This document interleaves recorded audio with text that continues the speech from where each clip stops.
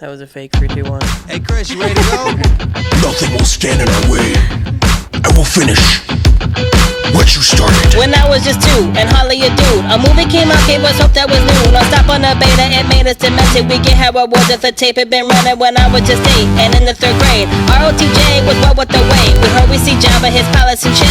Percy and rumors came out a quick clip. Remember book fairs, a bookshelf with wheels. Madlibs and Garfield are very good deals. You fill out a form and make your selections, and in a few weeks you would add the collection. One kid got a book about the new movie. We read to his house, though he hardly knew me. We flipped through the pictures right at the front door. Layers in a bikini. Hey guys, this is Brian Redban. This is the pilot episode of What Brian Redban Do, and it's named after. Actually, I found this weird podcast on the internets where this guy just reviewed me, like what I did for the week. And it was a guy doing a fake Indian accent. I believe it was fake, unless he was just really that amazing. But it was funny because he would always go like, "All right, let's go see what the Brian Redban do," and I just thought that was a funny name, so I just went with it. Who cares? Whatever. I am joined here by this. You're listening to my first guest. He's actually been on a few Death Squad shows before. I've interviewed him in a van. Had him on Thunder Pussy. He's been a good friend of mine for a while. MC Chris is here. How you doing, Chris? Hello. Thank you for having me. This is weird. Yeah, it is weird, kind of, right? I said this room looks like Buffalo Bill's garage in Sounds of the Lambs. Totally. And right behind you, there's like 1,000 mannequins that have been stripped with all their clothes. Do you have a head pickling in a jar? No, but I'd have a lot of awesome outfits for strippers if you ever want to come to my house. I don't know why I took all. That doesn't really apply to me, but I'm sure you have a lot of people that could put that to use. I put it on the Chung-Li outfit because I've always wanted to wear it, and it doesn't. You've always fit. wanted to be Chun-Li? Yeah. And that song we were listening to was called "The Fan Awakens," which you can get on your website. You can also get it on iTunes. Yeah, it's everywhere. I recommend you go get it at Bandcamp so I can get the money sooner. Yeah, now. Yeah, because it's like it's on all these different streaming things. It's on all the digital carriers, yeah. But that takes 3 months for me to see that, and some of it's just like a penny, right? Yeah, but actually my Spotify checks are nice, and I'm very happy about the digital check that I get. It's how I stay alive. So yeah, it actually works. That's awesome. And we're also joined by, you might know her from my Periscopes or the internets. We call her Christian Mingle. How you doing, Christian Mingle? I'm doing awesome. Now, what's funny, Chris, is that we met and we actually portrayed her as somebody I met off Christian Mingle, and it was a joke that we kept on doing, and she would play a character where like she just innocent, like you would be like you even got me to watch, what is it, Joel Osteen? So much Joel Osteen at like 2 a.m. And you feel like it's actually starting to affect you, and you start to feel like uplifted, I think you're becoming a better person. And you still feel kind of like inspired. And next thing you know, you're like, you know what? I think I'll just go into that church across the street and see what they have to say. It doesn't even matter what kind of church, as long as I'm in the church. That's right. I had Mormons actually visit me last night with 2 Mormon women. I didn't know that they had Mormon ladies that came to my house, and I'm so rude with solicitors. I'm just like, what the fuck do you like? I didn't know that there still were solicitors. Yeah, Mormon women. I didn't know they did that. And then can we leave you some literature? And they just left me a postcard that had like a church on it, and it had some poem on the back, and it was like, oh Jesus! And you're like, this poem is actually really good. I feel like this is affecting me. Yeah, right. What's crazy though is we somehow Christian Mingle was one of those friends that are on my personal Facebook page that had no mutual friends. I have no idea how I became friends with you, and then we went out, and you told me what your real job was on the way to. Like to meet for drinks. We were like, let's meet for drinks. You know, we talked a little bit on Facebook, and we're driving, and you told me what your job was on the way there. I had no idea. What would you call your job, your real job? Okay, my real job is pretty much I get paid to be appreciated. Yeah, so people pay you. So we do the same thing? Pretty Kinda. much. Weird. Oh, Yeah. Cool. We do pretty much the same thing. It's Like- nice to meet new people and have something in common. That's Yeah. What kind of things do you know? How do you get appreciated? I people love it when I let them know what I want, and they like me to enforce what I want. I feel like this is like a 70s game show. Like, guess what kind of fucked up thing I do? Right. I'm a humiliatrix findom, so pretty much I get money by wanting it, and I basically just humiliate men. I take control of men's lives, their minds. Is there a common occurrence to like the kind of people that you meet? Like, do all the guys have like daddy issues, or do they all have like some kind of common? Everyone's different. Everyone's different. Everyone's different. Everyone has like their. It's a very Freudian kind of mindset when you think about it. It's like everybody has these experiences that make their sexuality. So everyone's sexuality differs from the other person. So everyone's different regardless. But I guess everybody has like similarities in what they like sexually too. Do you have any weird kinks? I mean, do you like, I like it when sex happens. like? Is that weird? Have you ever tried anything? I've I never. thought it's like, have you ever had sex? I'm like, yes. Okay. Yeah, I have. This Listen, is I know I don't look it, but I know what it is, and I've been there. I've seen it. Okay, this is a good I've question. lived it. Does anything turn you on that has nothing to do with sex? It is a good question. Yeah. I don't know. I don't think so. I don't think so. Really? Nothing? My first thought was like Lady G.I. Joe's, like Scarlet and CoverGirl, but that's still sex. That's sex, though.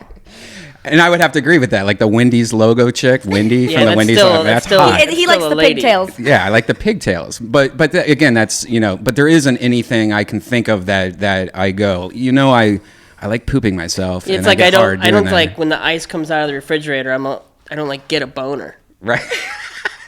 I know it's a weird, and that's the only thing I can think of like in my life that's not sexual, because all of it is. All of it is. All Your whole life is No. sexual. No, it's not. Absolutely not. I'd say the opposite of it. We're right gonna now. help you out. Well, I don't. No, actually, I'm okay. I have a newborn, so we try to keep things asexual as possible right now. Did you watch the birth? No, it was a C-section, so it was all behind a curtain. Oh, that's cool. And I was just there to provide support, so I didn't see that.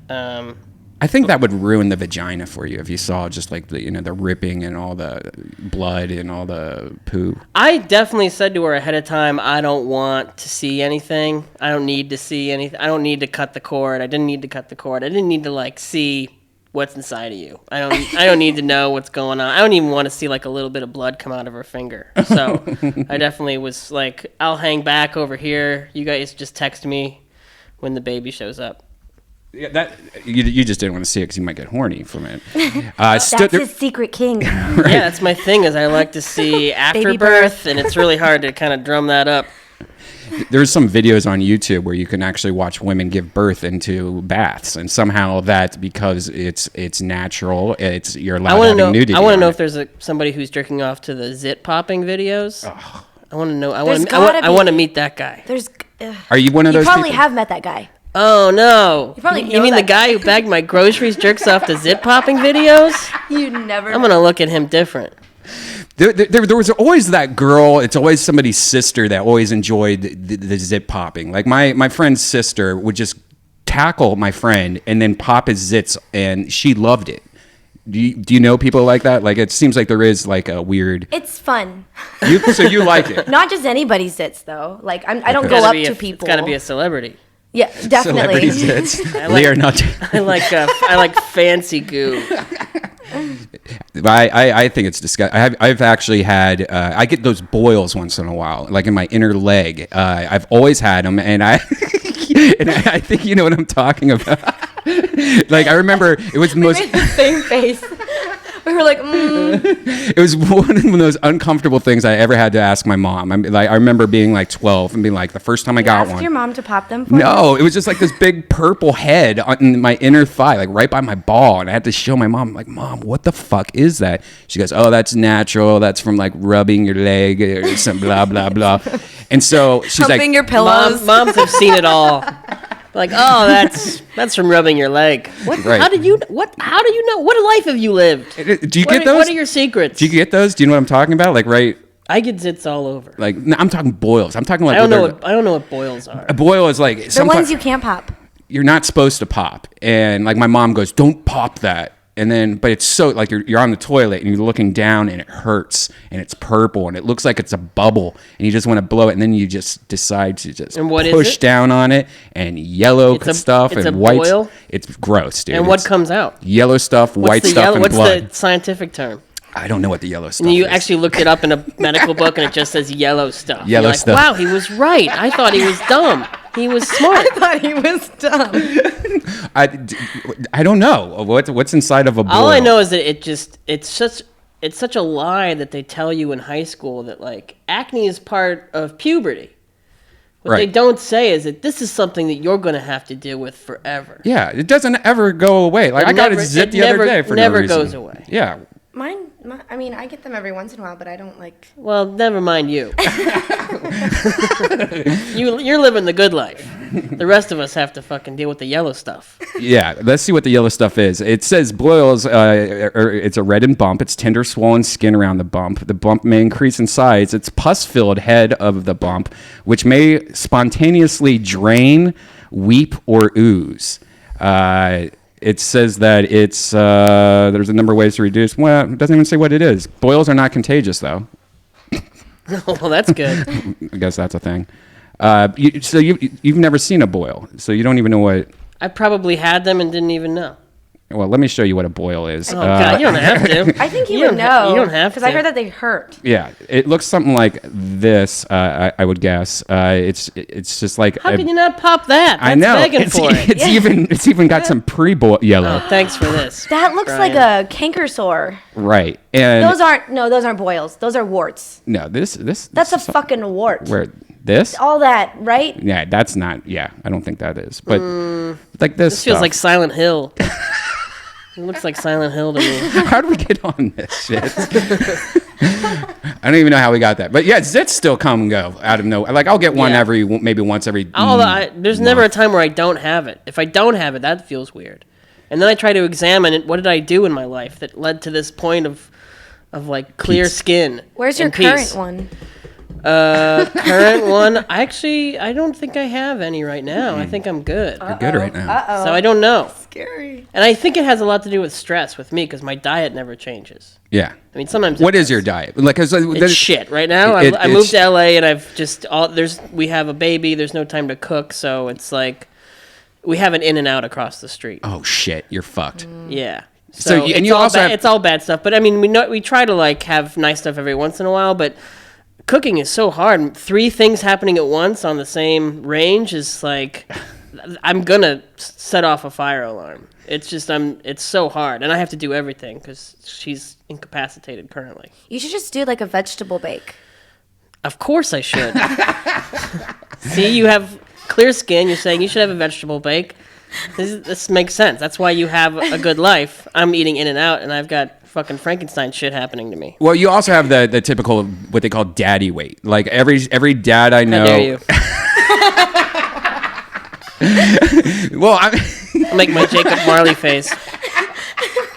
I didn't know there was such thing as daddy weight. My friend who had a kid, he told me all about it. Who had been his whole life the exact same weight. The second he had a kid, 30 pounds he gained. It got really bad. It went up to 190. 190. And now I'm at 179. I was at 175, like, because I was jogging and taking care of myself, and then holidays came. But normally I'm, like, in the 60s, in the 50s. So How tall are you? I'm not tall. Are you like? I'm not. I'm like I'm 5'8". I'm 5'5.5". God, you scared me because you were like, God damn it, I weigh so much more than you. And I'm like, shit, I thought am we were a the little same person, height. but if you're a little person, it's like fat is like dog years. Right. It's like it's worse. If you have 1 pound, it's like 7 pounds. Yeah, I've this year has been my worst. 2015 was like one of the worst years I ever had, just with personal life, things that happened to my life, business, everything. Just pretty much decided to eat shit this year. So I had been living off of apps. So can I ask a question? Yeah. What makes you eat the bad food? What is the sad? What are you thinking when you're going to eat like a huge thing of mac and cheese? What are you thinking? Like, this is going to make me feel better. This is going to fix the problem. It's mostly for me convenience. It's hey, I'm late for a show. I might go to McDonald's. Hey, I'm hungry as fuck. I haven't ate all day. I may get pasta.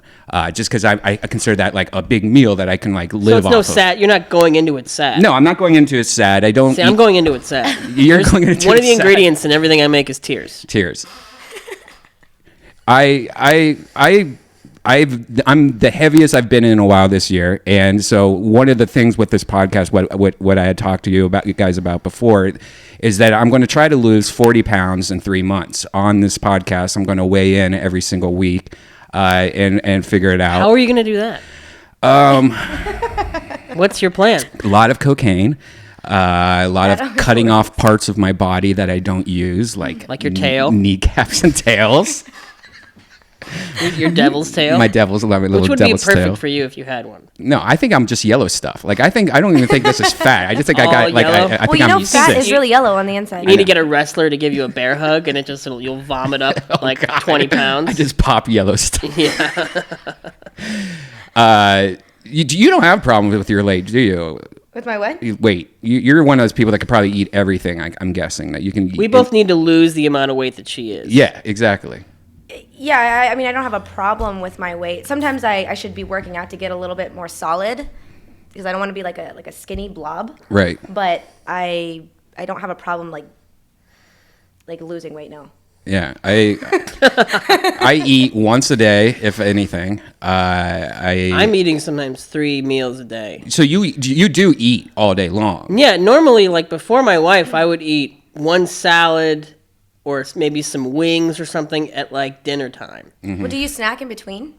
Not so much, but it is like normal meals, like every meal, because we have to have breakfast and then there has to be lunch, and it's really just anxiety about. I want to make sure she's getting all the food that she needs because she's breastfeeding. Right. And also she's just she's Sicilian. She's raised on food, so we want to make sure like she has food at all times, just as a safety precaution. Do you snack all day? Do you just constantly graze like little carrots and crap? Because I can't do that. I Do you eat lettuce and carrots? I give myself a grape. Frozen grapes. It depends on my day, and Yeah. it depends on my week. Like if I have projects that I'm working on, I do have the habit of like not snack. I probably like should sometimes because like I get like right now I'm fucking hungry. Yeah. Like do you have anything to eat right now?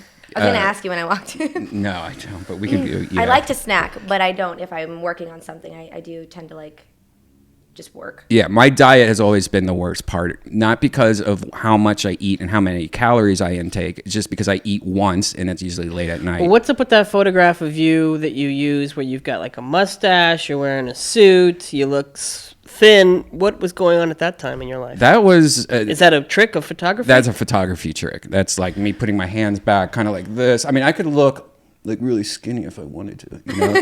That's a lot of work to walk around like that. Yeah. And probably like fall down or because you had to concentrate on walking too. I hide my weight so well sometimes because I have horrible posture. I don't stand like how I'm supposed to stand. Because if I stand like this, you'd be like, Brian has delicious tits. Like, look at how nice his boobs are. I wouldn't so say instead, that I'm delicious. like, Delicious. oh, they are. No, but like if I stood proper, I think instead of slouching and hiding my horrible body, I think it'd be better. I have tits right now, and I have a baby. You know, like I said, and I'm just like I'm like a rock wall for him, but just with nipples on it, and he just like grabs my nipple and like twists it and like pulls himself up. And it's like, God, I I'm gonna lose weight just so he doesn't have anything to grab. Yeah. And he's definitely barking up the wrong tree in that respect. Yeah. There's nothing there. So- I mean, I hope not. That'd be horrible if we found out there was something there, and then he got addicted to like my man milk. Your yellow stuff. He's like he grew up on yellow stuff, and he's like an Olympic athlete. What's your secret? Yellow stuff. Have you tasted the breast milk? I'm sure you have. I have not. What? But it is everywhere. It's all over. It's all over the place. You know, like when Venkman walks into Dana Barrett's apartment after she's been possessed, and you just hear like the sound that's like meow. That's like it's all just breast milk, just like dribbling down the walls, and it's everywhere. Oh my God! Speaking of breast milk dribbling down the walls, did you see the cruise ship with the blood dripping down the elevator? What? So there. What the hell? Your mornings are really interesting. Let's take a pause of our weight loss story just to show you this. There was a Carnival cruise line, and there was a guy fixing the elevator. And it was like right out of a horror movie. Blood just started coming down the walls of the elevator from the guy that had been crushed in the elevator. So let's take a look at this real quick. Let's take a look at this real quick. It's because it's so fucked up. I describe it as the nightmare after Christmas. A Southwest Florida Look at man that. recounting how his Christmas cruise took a horrifying turn and showing 4 in your corner the video of a bloody mystery. Good evening and thanks for staying with us for Fox 4 News at 10. I'm Amy Wegman. I'm Patrick Nolan. Fox We want 4. to warn you, this story this contains guy. graphic images. If you're squeamish at all, especially I like how they just showed the graphic images and now they're telling you, hey, about images of blood, you want to turn away now. 4 in your corner is Lisa Greenberg showing you more of the video that may hold clues, though, as to what happened Can you pause aboard it for the a Carnival. second? Like, that's one thing about the news, because we started watching the news. We had cable for the first time when we moved to LA, and we started watching the news, like, to kind of get situated, to, like, learn how LA works or what they talk about. And it's just like, they just show people getting shot and stuff without any warning. yes. We just stopped watching the news because we were constantly going like this, or I'm like, Alex, close your eyes, you know, and it's like, it's really scary to watch the news. Oh, and if it's not that, it's a police chase where you're watching live people getting run over. My wife actually, she had Judge Judy on the VCR VCR. not the VCR, the DVR. Right. Sorry, I got my letters wrong. I knew R was in there. And there's 2 V's and 2 R's, so fuck you. Okay, it's an easy Jesus, mistake. God. But she had it on the DVR, but what Judge Judy wasn't on there. What was on there was a chase that she watched for an hour, and then the DVR ended it right during the climax, the end of the chase. So she couldn't see what happened. That sucks. Aw, ruined it right before the climax. That always sucks. The worst part is you'll get stuck and ruining a whole afternoon watching one of these chases. And I'm totally ready. I remember the Bronco chase from OJ was like maybe one of the best days of my youth. Oh yeah, I remember that. We all gathered around the TV like it was Little Orphan Annie on the radio. Yep. All right, let's Sorry, go back to sorry. period juice. Ecstasy. Lisa? Well, Patrick and Amy, Ecstasy. this family boarded the Carnival Ecstasy on Christmas Day. Look at her chain. The moment Yeah, boy. and say the first 2 nights of their cruise were everything they thought it would be. But they described the last night as a scene out of a horror movie. I want to warn you, the images you're about to see are extremely graphic. And why are you showing it? These are photos from a fun in the sun Christmas getaway for Matt Davis and his family. But there's one image he says he'll never get out of his head. That guy? No, that can't be right. No! See it? This is right here. This is just blood pouring down the walls of the elevator. The elevator doors are trying to shut for some That reason. looks like 70s movie blood, look like and Dirty see. Harry orange movie blood. Yeah, this might just be a carnival, promotional thing, What do you hope it is? It's actually blood. The guy died. No, a person. A person's Person. blood. I was gonna say, I hope it's like an animal. Turns out it was just a bucket of paint. Back to you, Bob. Later with just blood coming down like a sheet and not stopping. It was a real life scene of The Shining. Matt and his wife Susan say time stood still. It sounded like a rainstorm, and they could smell the blood. Showing me cell phone images, telling me they were heading to dinner on the 10th floor of the Carnival Ecstasy Sunday night when they saw the horrifying scene. One of the crew So you get the idea. That's pretty fucked up, though.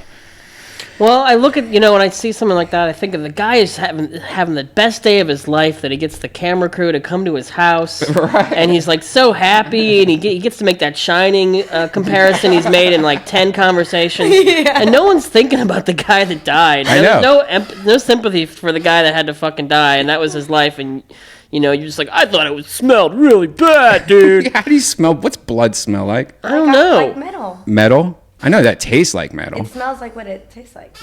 Oh, crap. She unfortunately knows. You've never accidentally tasted blood? Oh no, I go down on girls on their periods. I don't give a shit. Walking the red carpet. No, I've tasted blood. I just don't think I remember smelling it. I guess when a girl's on her period, you could smell it. Yeah, I guess. There's a variety of olfactory hues occurring at that time.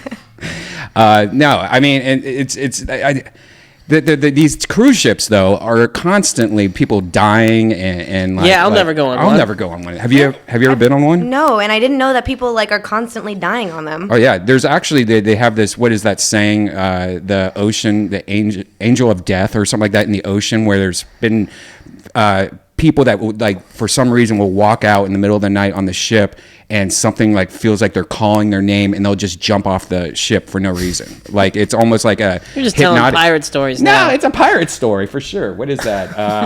That almost makes me want to go on a cruise and just see if it happens. People die, jump off ship. I forget what they used to call it. I guess there's a ship that's docked here in California called like the Queen Anne or something like that, and it's filled with ice, or like it has like an ice bar, and you sit on ice seats, and there's like ice slides. Do you know anything about this? Yeah. Who the fuck would want to go down an ice slide? But I looked at it because a friend posted, said, we're doing this. It's awesome. Oh my God, this is so cool. And then I clicked on it, looked at the site, and immediately saw a review where it's like, we didn't like this very much. There's not a lot of color. And the jackets don't fit our fat bodies, and our kids are too fat to ride the slide.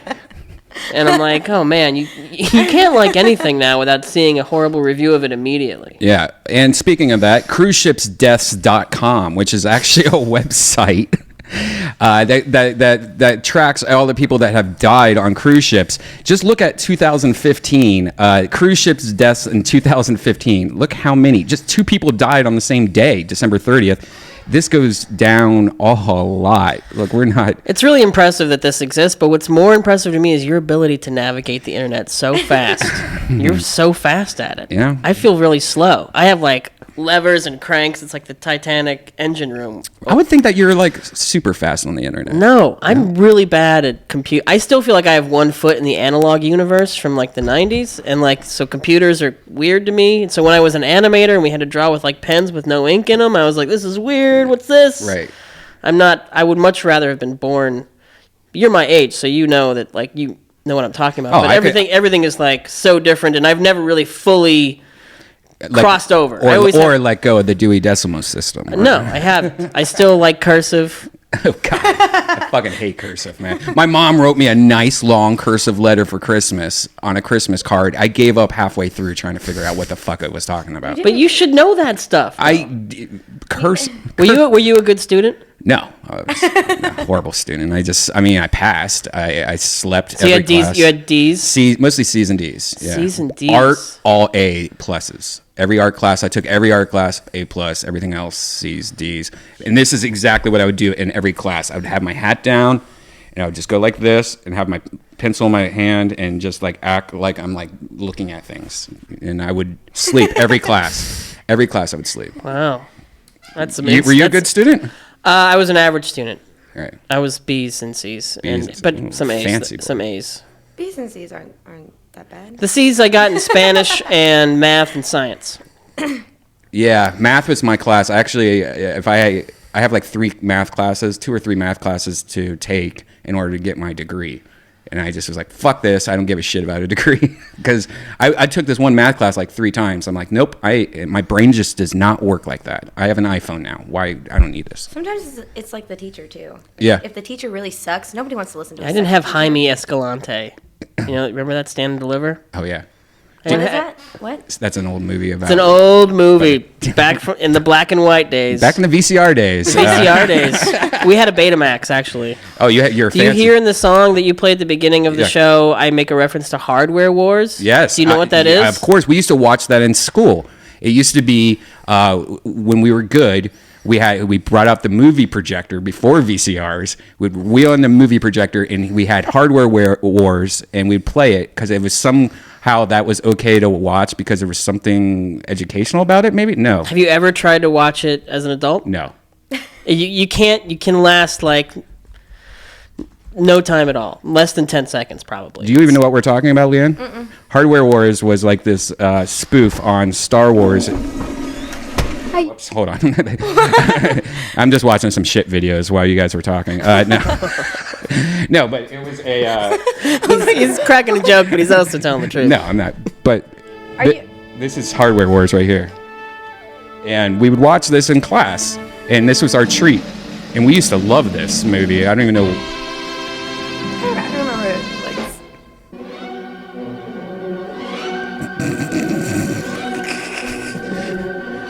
Wow, they couldn't even do the titling right. Hardware Wars. A spectacle. This is what we'd watch when Star Wars would be rented out by somebody else. So this is like our methadone. Fluke's Starbucker. Whoa, that was before Starbucks. Whoa. Oh, shit, that's where it came from. It has to be. Look at him. Augie Ben Doggy, venerable member of the Red And the kids are just like rolling around on the ground on the carpet, just like, oh god, this doesn't get any better than this. This is the funniest thing that's ever happened. Kids have no sense of what's I funny. still want to know what the fuck is going on. It was like a weird parody that they made because Star Wars was so popular with hardware, and yeah, it was like a cheap, like B movie version of Star Wars that we would watch because we couldn't watch Star Wars and we needed to watch something that was Star Wars-esque. Yeah, there was back then. Like I don't even think there was Star Wars on VHS. I thought you said back then. I don't even think there were stars. And so, like, this was like the closest we could get to watching Star Wars. And like you said, like a lot of times, even later on, when you were at the video store and it's all rented out, and you rented your big VCR in the big plastic case because your mom was too cheap to have a VCR, and you had to rent a VCR for like a party. There's a Blockbuster in the mini mall across the street from me when we moved in to LA, and it's not there anymore. Right? It's not there anymore. It's like used for like Halloween for a little while during Halloween, and then it's nothing. And man, I miss Blockbuster. I miss the smell. I miss everything about it. I miss having the card. I would go there every day, and all my friends worked there, so I would never have to pay for anything. And it's like where I saw hundreds of movies. I would just like go down an aisle and watch every single classic movie or whatever. Yeah, I loved it. I miss it too, but I still have. I mean, it's better now. We have access to more things now. Yeah, of course, it's better now.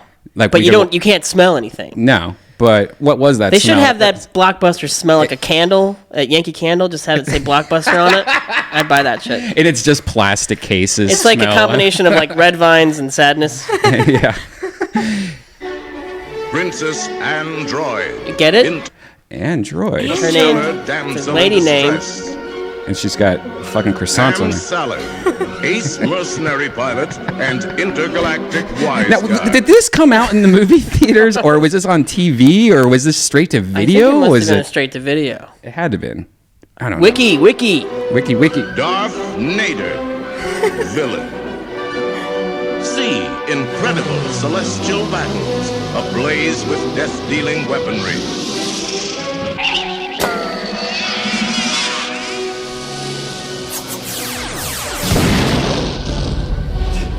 The lasers are pretty impressive, though. Like, that would be hard to do. Yeah, back then. With the amusing antics of Space Drones 4Q2 and Artie Deco. I actually really like this. The voice is recognizable. Yeah, what is that? I feel like he did Tom and Jerry cartoons. Or not Hanna-Barbera cartoons. Or maybe it's Disney. I think it definitely sounds like the voice of the guy that you hear when you ride Pirates of the Caribbean, the ride. Yeah. It came out just, it says it's a 13-minute film which was released shortly after Star Wars. It was just mostly puns and inside jokes. And I guess it was released... Narrator's voice. Paul Frees is he looks like he's a classic he did a lot of Disney stuff. Apple F Pirates of the Caribbean. He did Disney stuff like The Absent-Minded Professor, The Shaggy Dog, Man in Space. Yeah. We'll never know. Never know. I'm begging. At last, where have you been?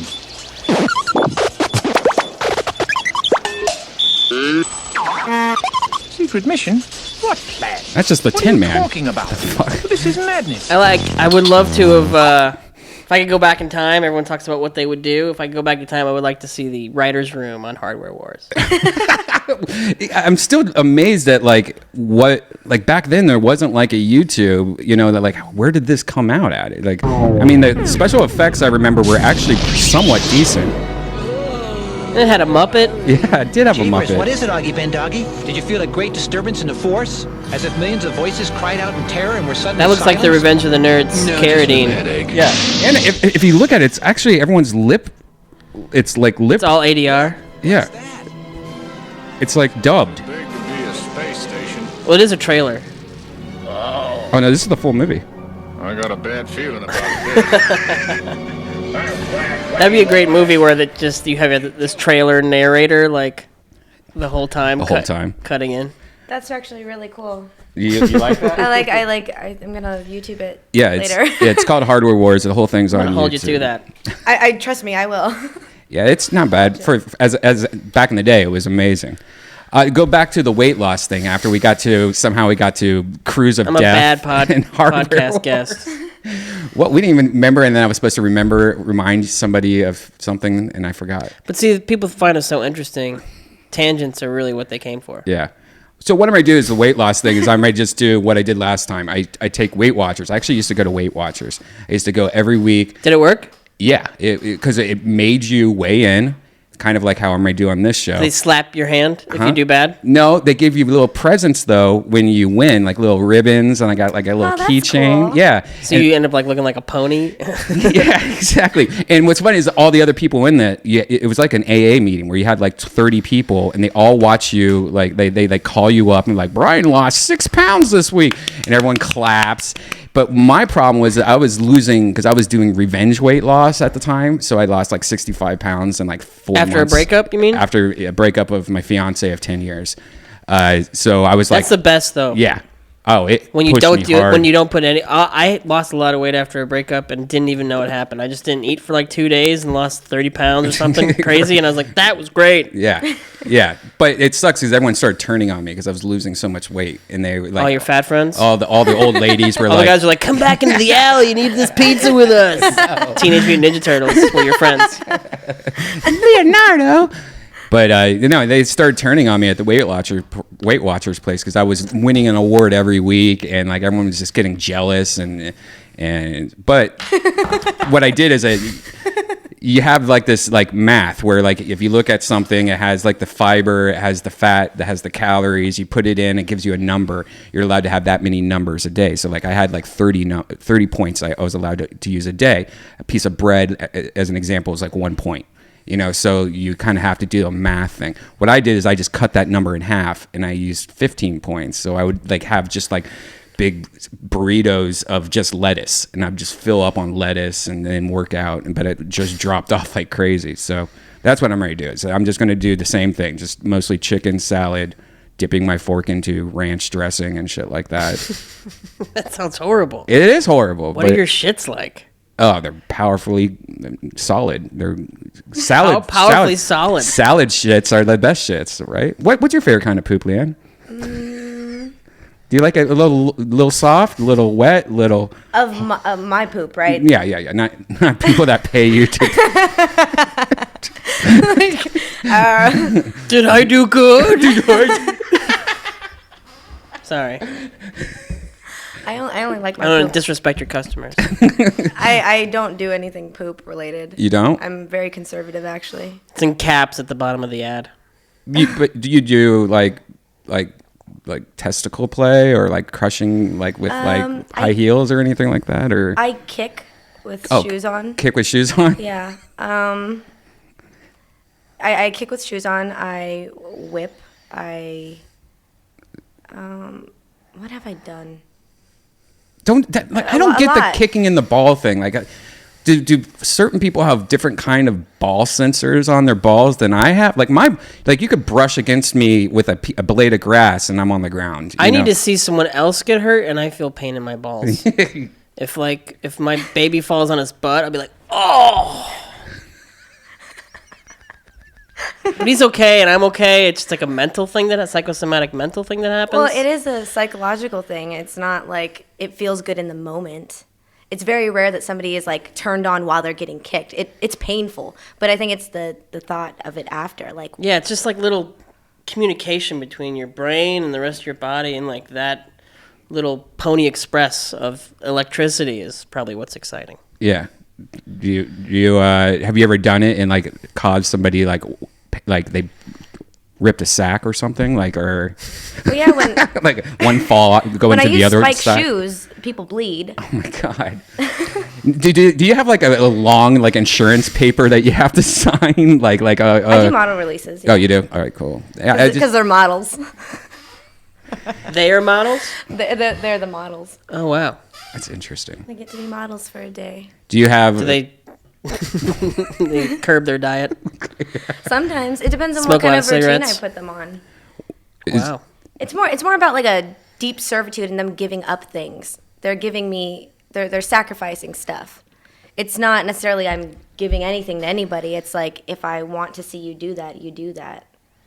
It's more for my amusement, really. Yeah, it's so weird how the fetishes like there's like that. What's that fetish where you say like you're married, the guy's married, and then you're like pretty much blackmailing them. Like I'm going to tell your wife, if you don't do this, and like you like send pictures and stuff like that. And yeah, I don't really do stuff like that. Like that stuff's crazy to me. I do anything that's like that exists, what I would really do. Mm-hmm. Financial domination's another one where you pretty much get off money and they stuff. like to see you spend their money. Yeah, because I can spend better.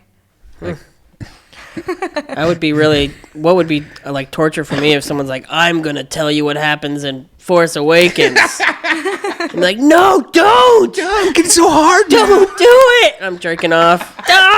No! This is the worst! Tell me what happens. Ruin it! I've only been waiting 20 years. I haven't seen it yet. What is the matter with you? I don't know what happened. I was waiting. I was counting the days. And now it's down. already passed. It's already passed. I've already read a couple cruise spoilers. You've read all the spoilers? No, I haven't. But one will pop up here and there, and I'll be like, God damn it! Who cares? What are you doing? That's hell. I know. And you exist on the internet. You're like in Tron all the time. You're always on the internet. He doesn't want to cheat on hardware wars. I know, right? No, it's not that hard to see a movie. I know. I just have this thing about seeing a movie by myself. Oh, get over it, man. Just go. I've seen a movie by myself. Really? A lot, yeah. You forget about shit as soon as the movie starts. You're just like, oh, space. Yeah. You're going to be okay. Yeah, this year was like, this whole point of like the weight loss and stuff. Like this year has been weird for me. I have gotten to the point where I'll wake up, or get Starbucks, go back into my bed, work from my bed, order food from my bed, eat in my bed. Like I have been like a piece of shit this whole year just because of all this crap. What was the epiphany that made you decide to have this podcast and this weight loss and all that stuff?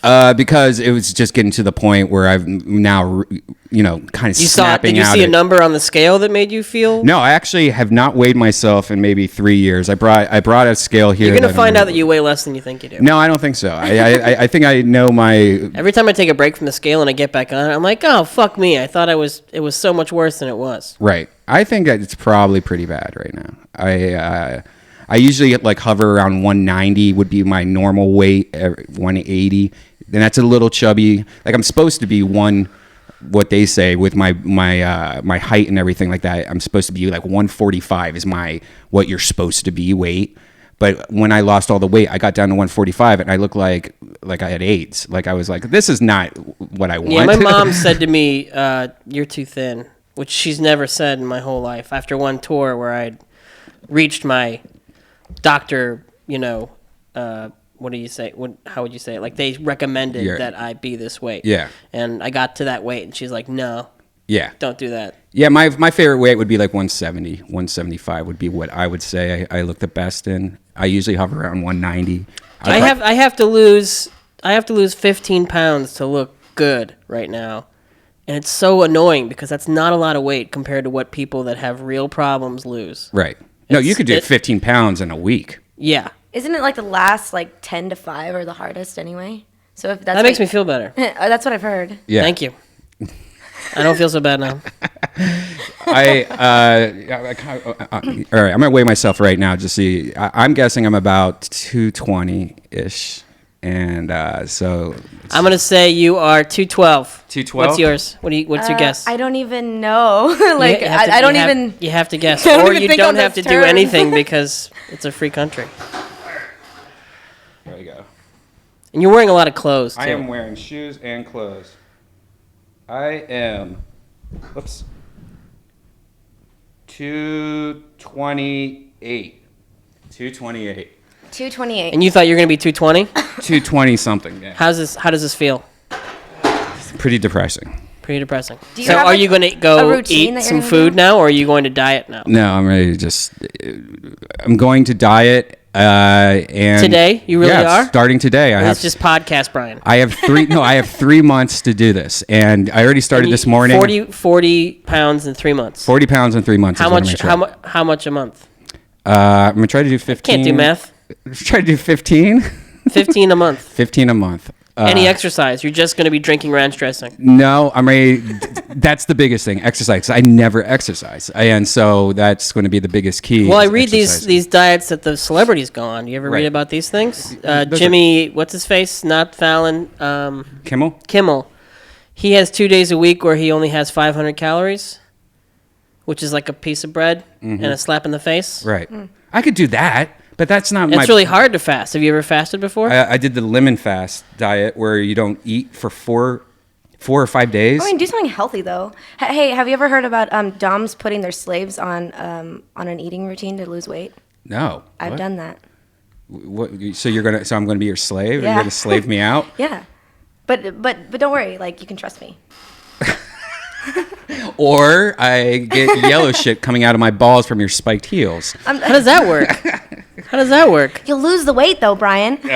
No, and what I did is I'm going to take this seriously. So I got a Fitbit, which is I got the Charge HR, and I'm going to review this also. And by next week, I'll give you a full review on this. You got it for free from the company? No, I didn't. I actually. You're still going to do a review? I'm still going to do a review. I don't understand you. Because I was going to get the Apple Watch, and people told me not to get the Apple Watch. I make the same face for the Apple Watch that I do for yellow fluid. Why? I can't do it now. You put the camera. You don't like the Apple Watch?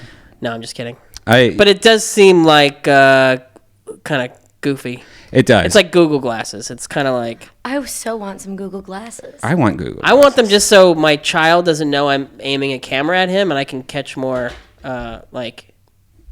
What do you call them? Moments? Candid moments? Yeah. What do you call them? Moments? You should just put a drop cam in your house. You know, like one of those security cameras that records all day long, wait for things. Sorry, man. Man, I'm not smart about stuff. I make pinhole cameras with oatmeal containers. Pinhole camera. So this gives you a continuous heart rate. So you can wear this and then see how fast your heart rate does after you do some lines. Activity and workouts. It has, I guess, it does something in your sleep. You have one of these, right? Like, I do. And what's the sleep quality? What's that mean? It can tell you how long you sleep for. Basically, like it knows you're not doing anything. Right. So it'll say like you slept for 7 hours without moving or something. But I never really looked at that. And it syncs wirelessly. It also has caller ID. What the fuck? Yeah. Well, if your phone's ringing, it'll show you the number on your bracelet. Do you use one of these? Have you ever? You don't do any. I mean, but I think I want one. You feel good when you get to the 10,000 steps, which is what you should have every day. Like it buzzes, little fireworks go off on the thing, really? and you're like, oh, 10,000 steps, cool. I wasn't a fat ass today. 10,000 steps, huh? Yeah, which is not that hard. That's basically like going to the mall and coming home. Right. Well, and maybe like one other errand. But the thing is about having a Fitbit in LA is that nobody walks in LA. Yeah. I'm now. Cue the song. I'm looking at my phone right now because it has like that shit on the phone, right? Like how many steps you take on the actual phone. on your iPhone, doesn't it? I don't know. With the health thing? Yeah, I'm just wondering if it tells me how many steps. Oh my God. My daily average of steps 500. 3,154. Oh yeah, that sounds better. So you just have to do like a little bit more than what you're doing. Like, so when you go to the mall, you park at the back of the parking lot. Mm-hmm. When you want to get something that's just across the street, you don't get in your car to do it. You actually walk there. Maybe even go on a walk around the block. And like, that's more than your body is. You're supposed to do 10,000 a day? That's what it wants you to do. Wow, in 1 month, I had not even done 10,000 in any day. The highest I got was 6,000. In the whole year, the highest, well, I guess I didn't have this phone that long. But you hear, like, the first time I heard about it was Roseanne Barr talking about it. Then I saw, like, another friend of mine talked about it, and he's like, got to get my steps in. So you get kind of OCD about it. Right. You want to, like, figure out ways to incorporate walking into your life. And that's kind of why I got this. And I think that's one of the most important things is because this wirelessly says here, it wirelessly updates online. So you can actually go online. I don't like the site so much. The website? Yeah. Because what I would really like is to see like a graph of how it's going. This might just be me not knowing how to use the internet and stuff. Right. But yeah, like, so it'll tell you what you've done but it won't give you an information like a compare, like, oh, I did really good this week or I did really bad this week. So maybe I just don't know how to use it properly, but it doesn't give you a comparison kind of information that I'm looking for. But I still use it. The trick with it is, though, just because you're walking doesn't mean you can do douchey things like eat entire pizzas and etc. Right. But it's cool that it tracks, and I think that's something that will help. You do feel good if you get the 10,000 steps. You can text me text me the first time it happens and say, Chris, it did feel good. I want to see the fireworks. I also got another product that I'm going to review this week, which is something that I didn't even know existed. It's a smart body analyzer. It's pretty much a scale that not only does your weight, it does your body fat, does your heart rate, and also for some reason does air quality. So that is so cool. Yeah, so it tells you like how your air quality is, improve your sleep and living environment by monitoring CO2 and temperature. This also wirelessly syncs, so you can have a graph, and it also has a app where you can see your weight loss part of the thing. So this is another product I may check out and review, and I'll talk about next week about that. So do you have a lot of constituents or followers that have weight issues? Of course. My Death Squad shirt size, most popular one is XL and 2XL. So yeah, Death Squad is big and fat. So you guys should do this with me and try to lose 40 pounds with me and tweet me. I definitely want the bit and the thing. You do want that? Just to know. I think it's good to know what's going on in your body. Yeah. And it's nice to know when you've been really lazy. Right. When you've done nothing and you're like, oh yeah, there's no reason for that. Yeah. And it's nice to go outside and take a walk, but I think it's just against culture laws in town. Mm-hmm. But it does feel nice to do that because you can kind of take a break from everything for a second. Do you feel like you still have energy? Like, I don't feel like I have any energy anymore. Like, I mean, that's one of the things. I think maybe what it was the depression. I'm addicted to caffeine, so I don't know what I'm like without it. Right. You know, and I'm definitely up late, and I wake up at 7:30 with the baby, and I'm up till 2. Last night I was up till 4 a.m. for some reason and had like less than 4 hours of sleep. Jesus. Yeah, wife let me sleep though. What? You don't get like solid sleep. No, neither of us do. Wow. Yeah. It's impossible with a baby. Yeah. Because there's always going to be like an interruption like every 2 to 3 hours. That sucks. Yeah, but he's a joy. I know, but don't you ever? He's like a little version of me. Do you fall asleep though, like standing in line at like? No, I don't. But it's kind of like tour. When I'm touring, like, and Henry Rollins put it best that like you can fall asleep on a stack of tires. You're just like so tired. If you just sit and go like this and close your eyes, you can fall asleep like anywhere. You just have it's like your superhero power. But yeah, no, I don't do that though. No. I'm so busy trying to get everything done and trying to take care of everybody. Right. Do you have a gym that you work at, Leanne, or do you, Chris? Or do you? Because I'm thinking about I have to go. There's a gym in my building that I would watch I Love Lucy and jog for 20 minutes every day I did that for like a month until like a month and a half until like Thanksgiving happened, and then I was like, fuck it, and I'm gonna hopefully get back on it. I don't go to the gym anymore, but I don't think you can go to my gym. Total Woman's Gym. Oh, jeez. That sounds safe. I like because I don't like people looking at me when I'm working out. I just hate going to, because I pretty much just use the gym for the elliptical for the most part. I usually do like 30 to 45 minutes on the elliptical as fast as I can. And then I usually spend 15 minutes on weights. But it's kind of like, all right, I just, $50-$60 a month for this. I don't like anybody looking at me when I work out either. Yeah. Like if somebody walks into the gym in my apartment building while I'm working out, I'm like, oh, I'm fat. They're seeing me right now, trying not to be fat, and they know that I'm still fat right now, and they're seeing it. So I look just like, when you see a fat guy working out, you're just like, good luck, buddy. Yeah. Just forget about it. Just give it up. Go to Target and buy some Legos. You know that's what you want to do. Right. Or just get the operation. I know somebody just I think gets. you should do yoga too. Yoga? Alongside that. Because it'll help with your posture, and I think just stretching out everything will make you have more energy to actually do the steps and shit. Is that an order?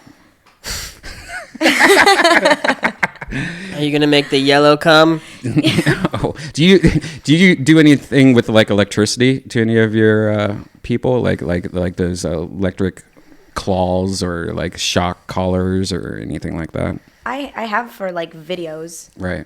In the dungeon, but I don't do that normally. Most of my stuff is just like domestic servitude. Like they just kind of hold my drink or clean my shit. And does anyone ever ask you to do the Lethal Weapon torture scene with the sponges? I don't know. I don't remember that. You have to be 5,000 years but old. Nobody like Ryan nobody asks me to do anything. That's right. It's you make all the decisions. Yeah. That's a good life. That's a good life. Their fetish is how to make me happy. Their fetish is my happiness, and I kind of just like say, well, this is what would make me happy. If they feel they can't do it, I would be then they like, don't. if I had your job, I'd be like, I want you to organize my desktop. I want you to do some file management for me because I have not done that ever, and it is a fucking mess inside my computer. I've been telling her I want her to just bring her people over to my house My and make people. them and make them like I want them around all the time. and just clean my house. Like tell them to clean my house. I think that'd be great. Have them attend my concerts. Exactly.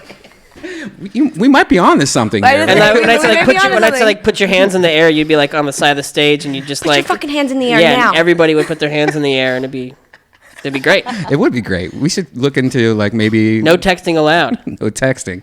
Yeah, if you see anyone taking any photos or videos of the show. No, they give me the phones. Yeah. I hold your phones in my hand. That's so embarrassing, though, to think about that, is that there's a time in my touring life where I thought it was so annoying when somebody would be looking at their phone during the show.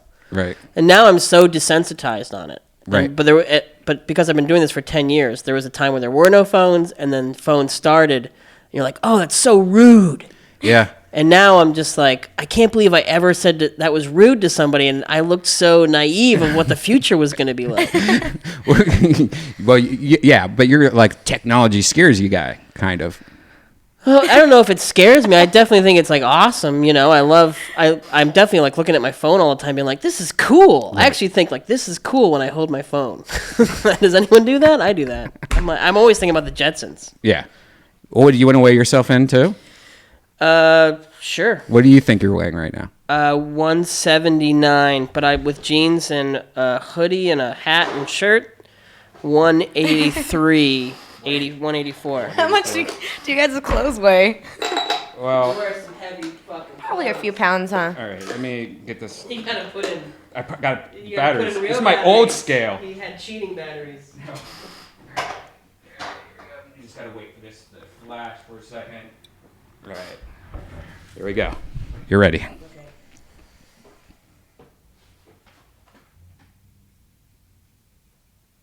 186. All right, so we got 186 for you. And you're going to do this with me too. How much do you think you want to lose in 3 months? Well, 3 months I'll be home from tour. I think I'll probably weigh let's make it easy. I'll say 170. 170. So your mission is 170. Mine is, what did I say, 30 pounds? I said 30 pounds? I thought you said 40. 40? All right. Son of a Okay, so 30 pounds. What did I say? 10 pounds? I'm ready to just go with a 190. I'll even do a little more weight then. So that's, no, wait. Wait, 30. Oh my God, I can't even do math. I don't even want to. What's 220? Well, I'll do it. I do it. I can do it with my head. All right. Hit me. 228 minus 40. 228 is 188. All right, so I'm going to do... I didn't want to think about it. I'm just going to do 190. All right, 190. That makes it easier. All right, so 190 and 170, and we have 3 months to do it.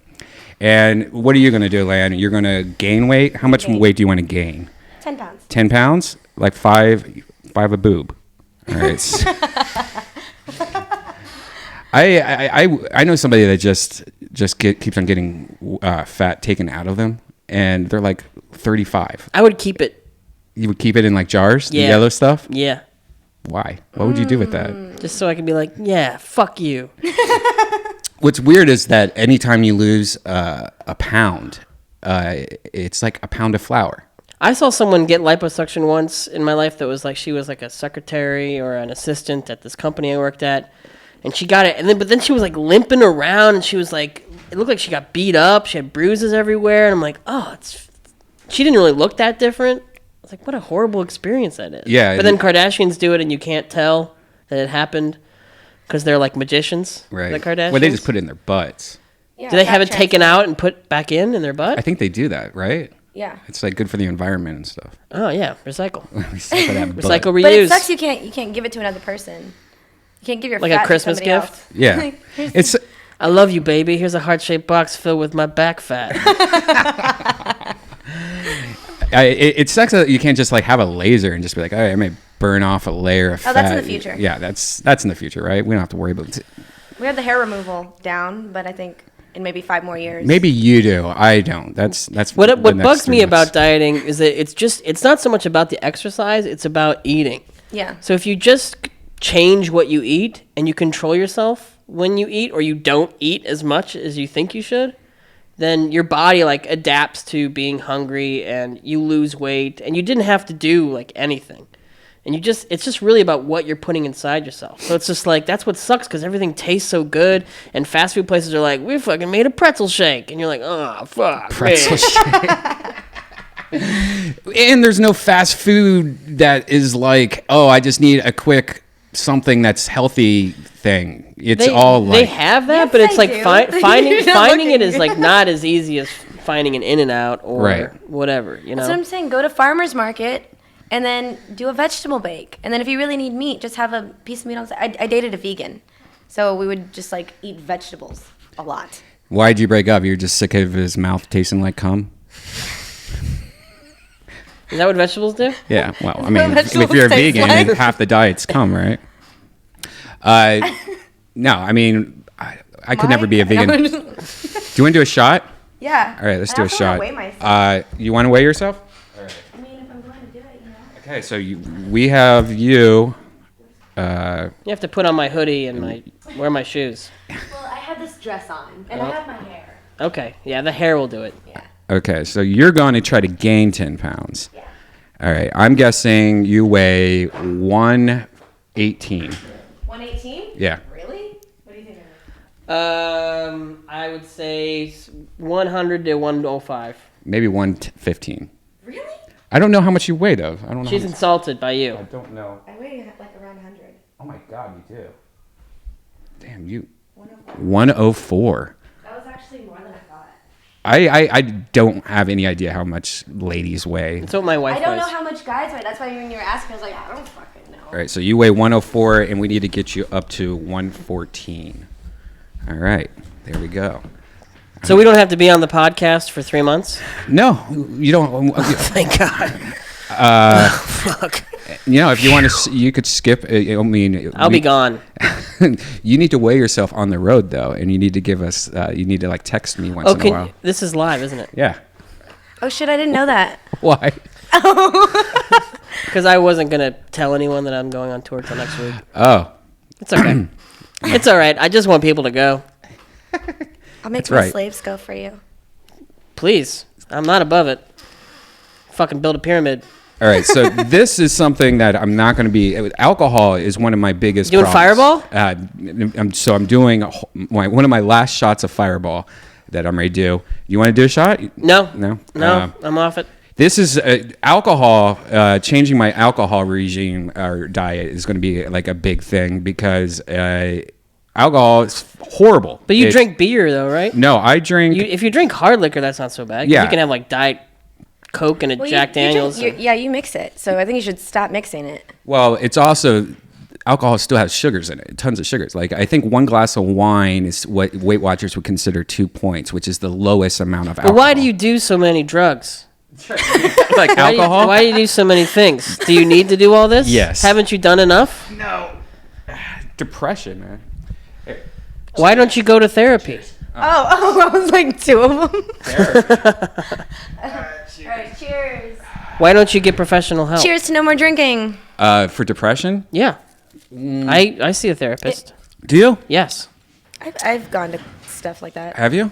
Do you have many issues? I mean, because one thing, it's like, since I've known Leanne, I've noticed that she's very hard to get to know better, and I think it's because her job probably bleeds into her real life, I would imagine. That's not true. It's not true? No. Then why did you kick me in the balls when I asked you if you want? Shut the fuck up. I've never kicked Well, you in I'm the balls. sorry, lady. Got very Jerry Lewis real quick. Why? I was thinking in my head, I was like, have I ever kicked him in the ball? No. No, I'm just very private. I've always been like a private person with my life. Yeah. I don't want to ever offend anybody with some of the things that I do or not do. So I just kind of keep to myself for the most part. What did you go to therapy for? Just depression, or was it certain issues? Well, I got kicked out of school in high school, and then they sent me to anger management. Then I had to see a psychologist, and then I went to like drug shit because I told them that I did coke on the weekend, and then I went to AA. I like how it's singular. You did it once. Did coke. I did coke on the weekend. Well, no, it was a story that I told that I had done it. And then they're like, you have a problem. You need to go to not CCD, CCD's catechism, which I also did. You have to go to CCD. That'll fucking sober you up. Serious? I made my communion. I did that. I did CCD. Did Me you? too. I did the Lutheran Did you version. watch like Veggie Tales? We had David and Goliath back in my day. We looked at silhouettes on a cave wall. Oh, that's right. I'm kidding on the last part, but David and Goliath is real. Yeah. I tried Amen. going. I've only been to counselors helping other people out, where it was like, relationship counseling and stuff like that. Well, I'm very curious about people that just feel like they can't step into the room, like it'll hurt them or something, or it's like they're bad. breaking a personal code that they have of like, I don't want to say I need therapy, or I don't want to like be a person that does therapy or something. But really, all you're doing is you're just talking. And you're like a teapot, and you're just like blowing steam out of your brain, and then you get to walk away. Sometimes they say something. I've had therapists that didn't say like anything, and I had to have all the epiphanies and ask all the questions and have all the realizations. That's my experience, though, where the person's just like, okay, so tell me about your week. And then you're just talking, and then they go, what do you think about that? Like, where it's not like you're not helping at all. You're just pretty much. But I find that helpful. I find that they, because they don't steer as much, although the one I have now steers a little bit more, but I find it helpful that they let me have the realization of, but maybe blah, blah, blah, blah, and then it feels better to know that you had all the information inside of you and someone's just kind of like steering you through a maze to get to it. Yeah, it's like talking to a friend who actually knows the general psychology of something that can like actually help you. Right. It's not like you're talking to some random person that, doesn't care about what they're talking to you about. Right. Yeah, but I think my problem is that I know all the issues. Like, I know, all right, you're sad because... That's scary right there, is to say that you know anything. Because you really should, and just in any stage of life, you should always be like... There's some shit I don't know. Maybe I don't get this. Because I'm unhappy, and it's not work. It's like I'm this far into life, and I haven't, like, mastered life. So you don't know. My issues stem from an insane relationship ending, a business that I created that spun out of control because it just got too big too fast, and now it's like trying to save it. It's trying to save Death Squad. It's like. But what if, to do some kind of microtherapy right now? But what if these are issues that you would have had no matter what you were doing, no matter who you were with, and it's like all about who Brian was before any of that shit happened. Right. And so therapy would focus on that chunk of time before all that shit went down, and it would kind of like help you see like why you needed to be in that relationship that was ultimately doomed, or why did you need to have a business that was bigger than you could handle, and you would kind of see some things about your personality or figure some things out about yourself, and it kind of helps you get to know who you are, and it keeps you from prevents the mistakes from happening again repeatedly, because basically you're just stuck in a loop going again and again and again and again until someone can kind of point out like, oh, you do that because ...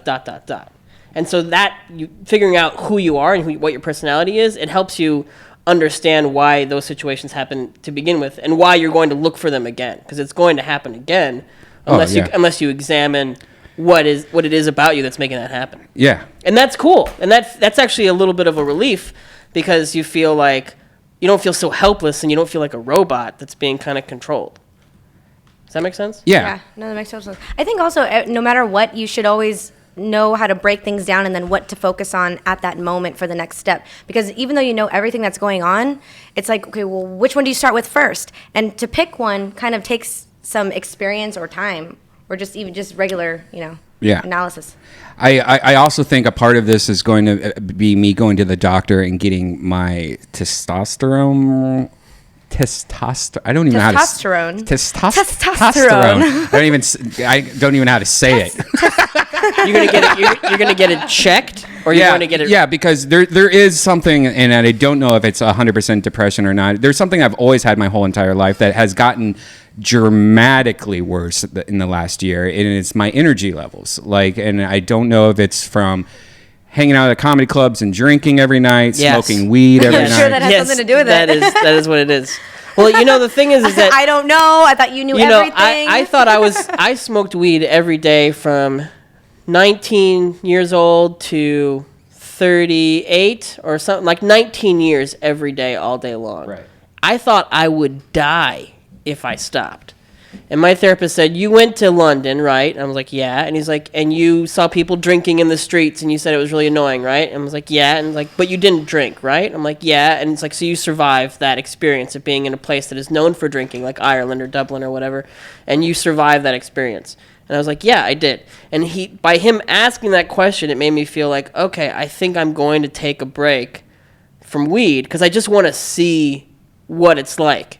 And you can always go back to weed. You know, you can stop for a week. Going back to weed. You can always stop for a week and go back to it, but it is very interesting to see that first chunk of time where you go an extended period, uncomfortable amount of time, and you see that oh, I can deal with reality. I didn't know that I could, and to find that out is actually very interesting. And so if you have things that might possibly be affecting your energy levels, to remove them from the equation, to see what it does might be something that is just kind of interesting. And it doesn't mean you have to do it forever, because it's you're the king of Brian land and you can do whatever the fuck you want every day. Right. But it's also, you've done it for so long. Right now, it's kind of a new drug to sober up, to feel what that feels like. And I know that's probably goes against the fiber of your being, but it was interesting for me to experience what it was like afterwards.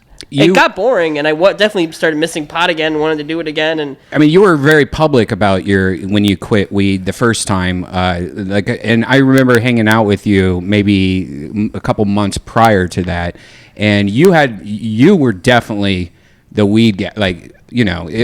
Fans hooked. That's how I met you. Is that I said I probably said who can help me out, and you probably said come on over. Yeah, I said come on over, play some Mario Kart, and smoke out.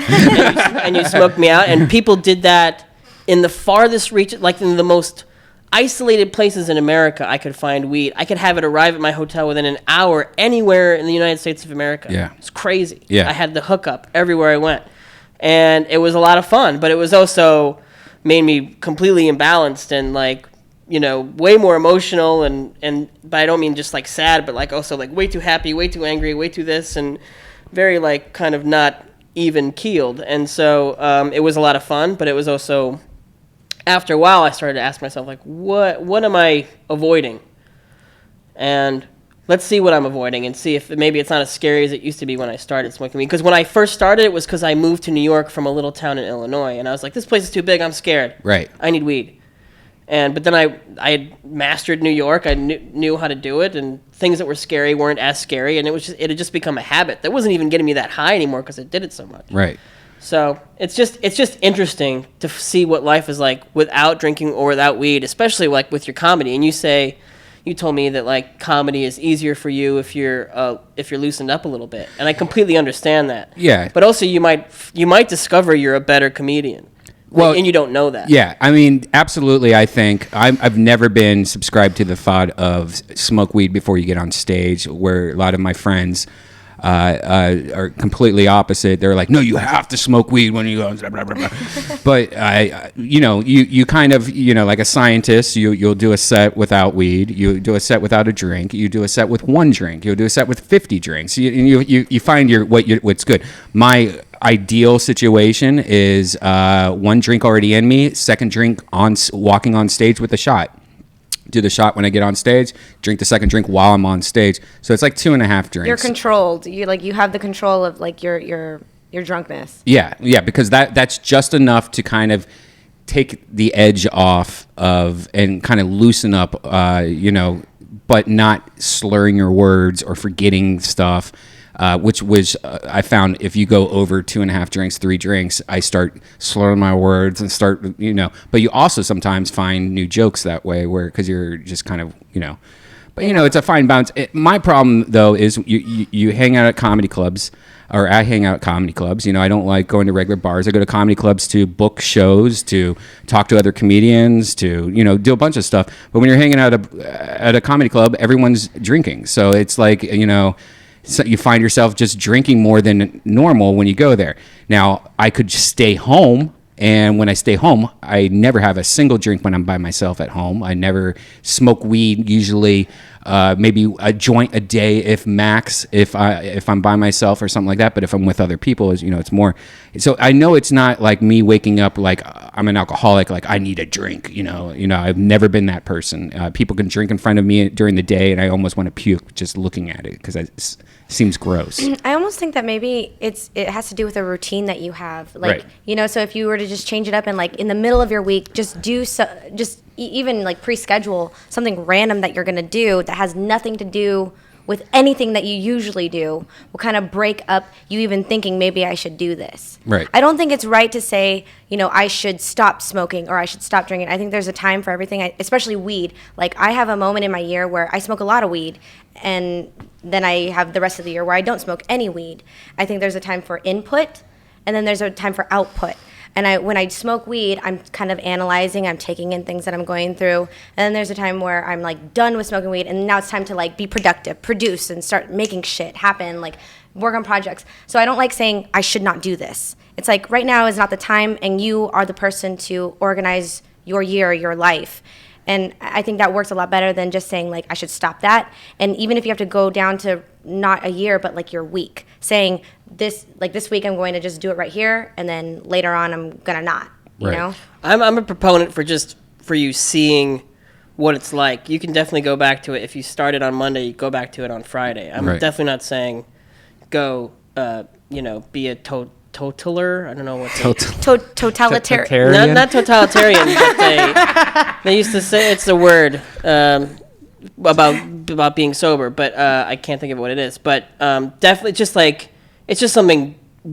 If you're as fucked up as I was, it's just interesting to see what life is like without it. I definitely feel like there's a place for self-medication in everyone's life, and it's never something to feel shitty about. Right. And in a lot of people's lives, it's a mandatory part of life, whether it be a physical ailment or a mental ailment. But it's definitely, if you've gone as long as I have with being on it, it's just really interesting to see what life is like without it. Just to get your bearings and figure out like what was I doing, and let me understand why, so at least I know what my motivation is.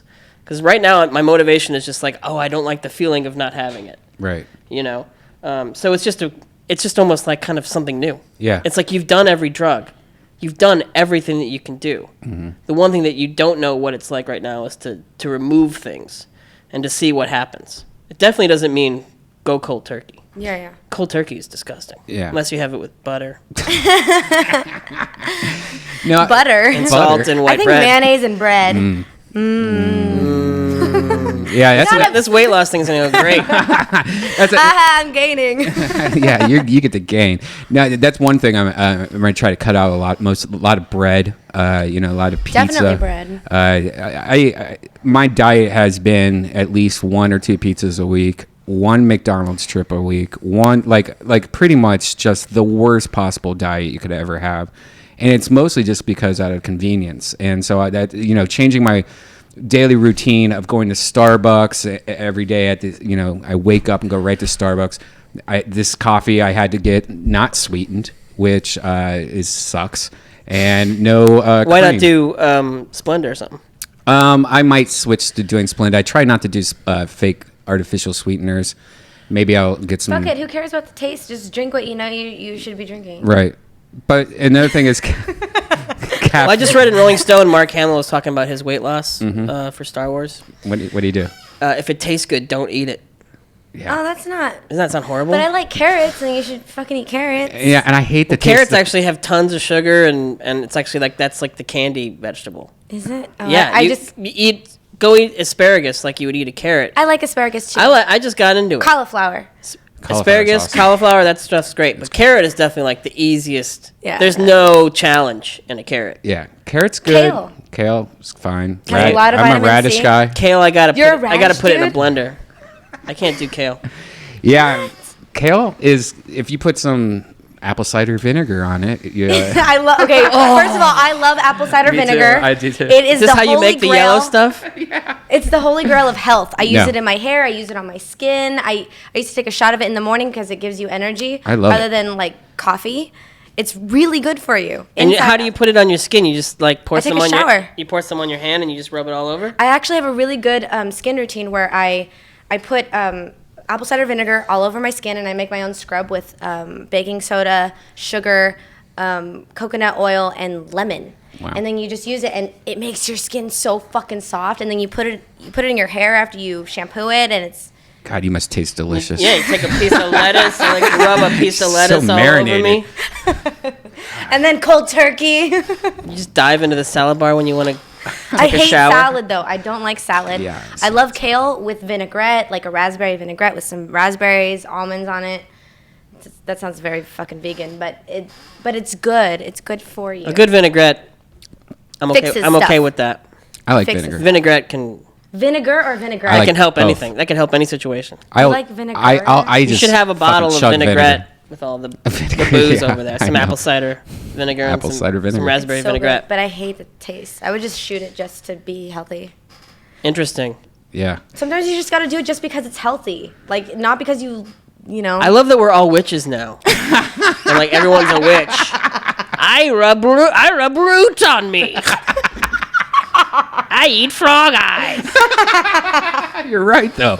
I mean, if 15 years ago, or 20 years ago, you would say, hey, we're paying for bottled water and eating kale and rubbing vinegar on her. But see, the thing is that California has always been seen like the wood, Yeah. like in Annie Hall and stuff. Like that was Woody Allen's joke, is that California has always been this way. I think the rest of the country is like California now.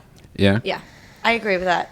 It's Thank you. And it's not 100% like it everywhere. Ohio still does. Oh it. yeah, And there's things that there's shitty food everywhere, and shitty food has definitely become an art because of Food Network and stuff. Everything is manufactured. There's so many people that can now have their own companies, and that includes like just food. Mm-hmm. Anybody can make fucking food now and sell it. So now we have all these things, especially people trying to be cost efficient. You have everybody like making shit that is cheap, and people are putting whatever it takes to just make something like physical to put in your mouth. Yeah, it's crazy how Midwest is not 100% caught up to all the other places. Like I noticed there's like a few things where when I was back home in Thanksgiving that like I started going, wait a second. I started asking all my friends, and it was like almost 100%. As an example, no one in Ohio that I talk to uses butt wipes. Why is that such a is that a California thing, or is that an East Coast, West Coast, in the middle? You don't use butt wipes. You don't use butt wipes. It seems like. Well, I actually my life is all about butt wipes, and that's like all I do. But no, butt wipes is a big problem because it ruins your plumbing. Separate. And so the plumbing people are like, oh, that costs us $8 million a year when you guys do that, when you put the wipes in there. Be like South America and just put it in your trash. Yeah, like Robin Quivers. Robin Quivers. Who's Robin she does. She's Howard Stern's Chewbacca. Yeah, Hole. And, it's definitely tempting. You definitely would much rather use a butt wipe than, like, I have toilet paper that's got, like, aloe in it and all kinds of crazy shit. It's still a horrible experience. Yeah. It still feels like I'm fucking rubbing my ass on Tatooine. That's a desert planet. Star Wars reference. I think regular wiping is only a problem if you're a hyper wiper or if you don't wipe enough. Hyper Wiper, that's my new rap name. MC Hyper Wiper. Well, every time you do my voice, Brian, it doesn't sound anything like me, right? What are you talking about? I have a high voice, but I don't sound like that. It sounds very Brian still. Yeah, well, it sounds like Brian's doing like MCP pants, maybe. But the thing is, he can't do it all the way. So it doesn't matter because no matter what, he can't do it all the way. It's just his version. I feel like it's a insult. I feel like I didn't even realize I was doing your voice. He's trying. I know he definitely wants to like absorb my aura, but yes, I try to steal your spirit. Yeah. Trying to get your yellow stuff. Get your yellow stuff out of your titty. Do you guys hear about Baby Pod yet? Have you heard about Baby Pod? It's the new Bluetooth speaker that you put inside your vagina to give your unborn baby, some music. Your wife should have gotten that. Yeah. I would play because his name's Tony, and so we call him Toto. So I would always play Africa by Toto and put it on my phone, and then put the phone on the belly. Right. I haven't played it for him since, which I probably should. Just to see what happens. See if there's any kind of like spark. My in his baby's eye. the cutest baby in the world because what we do is we plop him down in front of the record player and we put on the Carpenters. We've only just begun. He loves it. He just starts rocking back and forth and he goes into like kind of like this meditative state. And it's the cutest thing in the world. I know that's not like good, Brian Redban podcast fodder, when you just want to talk about balls getting stepped on and shit. But my baby loves the Carpenters. I think both are cute. Don't worry. Okay. Now, this is actually a device that goes inside the vagina because the vagina is actually the only place that you can actually play music without it being like you can go right to the baby. So this goes inside you and it plugs in or Bluetooth in your music. So you can sit there and play music to your baby right to. And if you think about it, the baby is literally going to be like inches away from this thing. So there's something to that. A baby growing up. Yeah, I think it's good to do it even if you don't have a baby inside of you. Yeah. Because, like vaginas want to hear I just want to put something in my vagina. No, but like. What was that voice? That's like a Catskills comic. Yes, get your baby vagina. Baby vagina. I'm not gonna do it. Get your baby vagina. Get your baby vagina. Your baby's vagina or your baby vagina. Put your beets inside your vagina. I like beets. I put beets in my smoothies. I meant beets. Or I juice a lot. You squirt a lot is what they call it. I saw it happening. I heard it in my head before you said it. I knew Brian's gonna say squirt as soon as she said juice. Oh yeah. I feel like a really shitty psychic.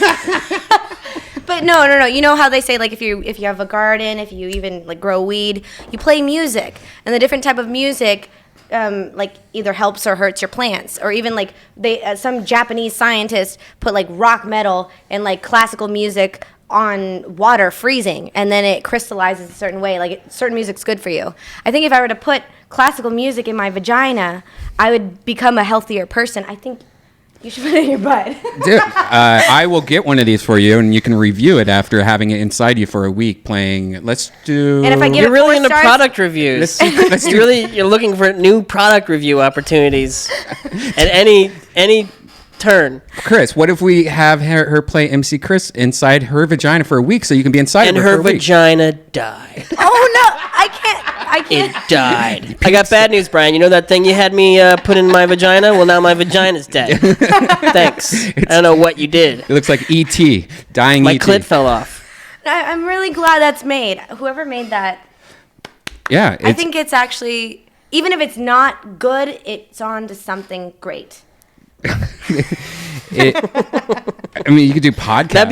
That'd be a good quote. Good slogan. If it's not good, it's something gonna be great. It's waterproof too. I So- hope so. I fucking hope so. For when you're juicing. Do you juice? Do you squirt? Do you squirt, Chris? Do you drink squirt? Why are you doing that? What? What am I doing? I don't even recognize how I'm doing it. Yeah, you don't even know That's that my you're doing voice. it. I just do that. That's voice. not. I That's just not. do that. You just I swear love. to God. You love He my does do voice. that, though. I do that all the time. You does love do my. that. Well, it's you being me. Are you? Is that? So It's whenever you do that stealing voice, my it's you shit being him? right in front of me. Don't do It's like your hands in my pocket, and you're like, I'm not doing anything, man. What was my question? Do I juice? Yeah, there's a juice place that we have gone to. I used to work in a juice bar in New York and make juice. I make smoothies for my wife like almost every day, where we just throw anything in there, and I don't know anything about it, but it's hard to fuck up though, because it's like everything's good for you and you need everything. So if anything, juices, smoothies or juicing is a good way to like get stuff into your body that you don't like. Yeah, it takes out all the protein. So even if you put like a vegetable in there that tastes bad, because I fucking hate celery, Right. but when I put celery in my juicer with apples, it tastes really good, and it still tastes like not cucumber. I mean fucking celery. Right. But without the protein, it doesn't have the full taste. So you only taste the good stuff when you juice something, which I really like. I used to have a juicer. I used to juice all the time, and then I was just spending way too much money on fucking vegetables and fruit and too much cleaning. And I was like, wait a second, I could just go to Jamba Juice. They can clean for me. And Don't it's go like, to Jamba Juice. Well, But you know they what I mean. probably, like, put Robex. other That's like McDonald's Yeah. of juice. Yeah, I know. That's bad. But then I got a Blendtec blender, one of those crazy like Jamba Juice blenders where you can just put anything in there and I was putting vegetables and fruit in there with the skin, which is one of the things that juicers, you don't get the nutrients from the skin, which blenders, you get everything. So My Adult Swim got me a Vitamix yeah, same thing, Vitamix. for our Great. wedding, and it's just a badass It's great, machine. isn't it? Yeah, I love it. I love it too. Why don't you marry it? I can't. I'm married. Get a divorce and then marry your Vitamix. And then go back That sounds like a lot of work. just to say you did it. Sounds like something good that'll lead to something great. I don't know what happened in Dubai. I didn't like check A lot of things You happen don't know in what happened in No, Dubai? I mean, what no. the fuck is the matter with you? No, I mean, doesn't happen what in the I haven't checked on like if they found out the reason of how many people died. I saw it happening Because last the night. hotel fire. Yeah, the hotel fire. Did you guys watch that? That No, shit's what crazy. happened? Let's watch it. Why, where have you been? Yeah, in my dungeon. I I don't know. I feel guilty about this, but I also feel like maybe this is something that a lot of people have. It's that news out of the Middle East somehow goes through a filter in my brain that makes me care about it less. Whereas if there's a shooting in Pasadena, then you're like, oh God, oh my God, everybody fucking lock the doors. But if there's a same amount of people get blown up in the Middle East for some reason, you're like, whatever. But I feel like that's totally wrong. And like, why do I feel that way? it's because you're disconnected with that area. It's not that's far. And we away. never like have Paris happen and everyone's like, oh my God, something happened. But then something happened like the next day in Africa and everyone's like, Psh, I don't care, whatever. Well, It's so weird. So I know it's not just me. I feel like not. there's We feel like some there's sort no of hope, phenomenon. though. We feel like I think it's more like we don't think we can actually do anything about it because it keeps happening and it happens so much.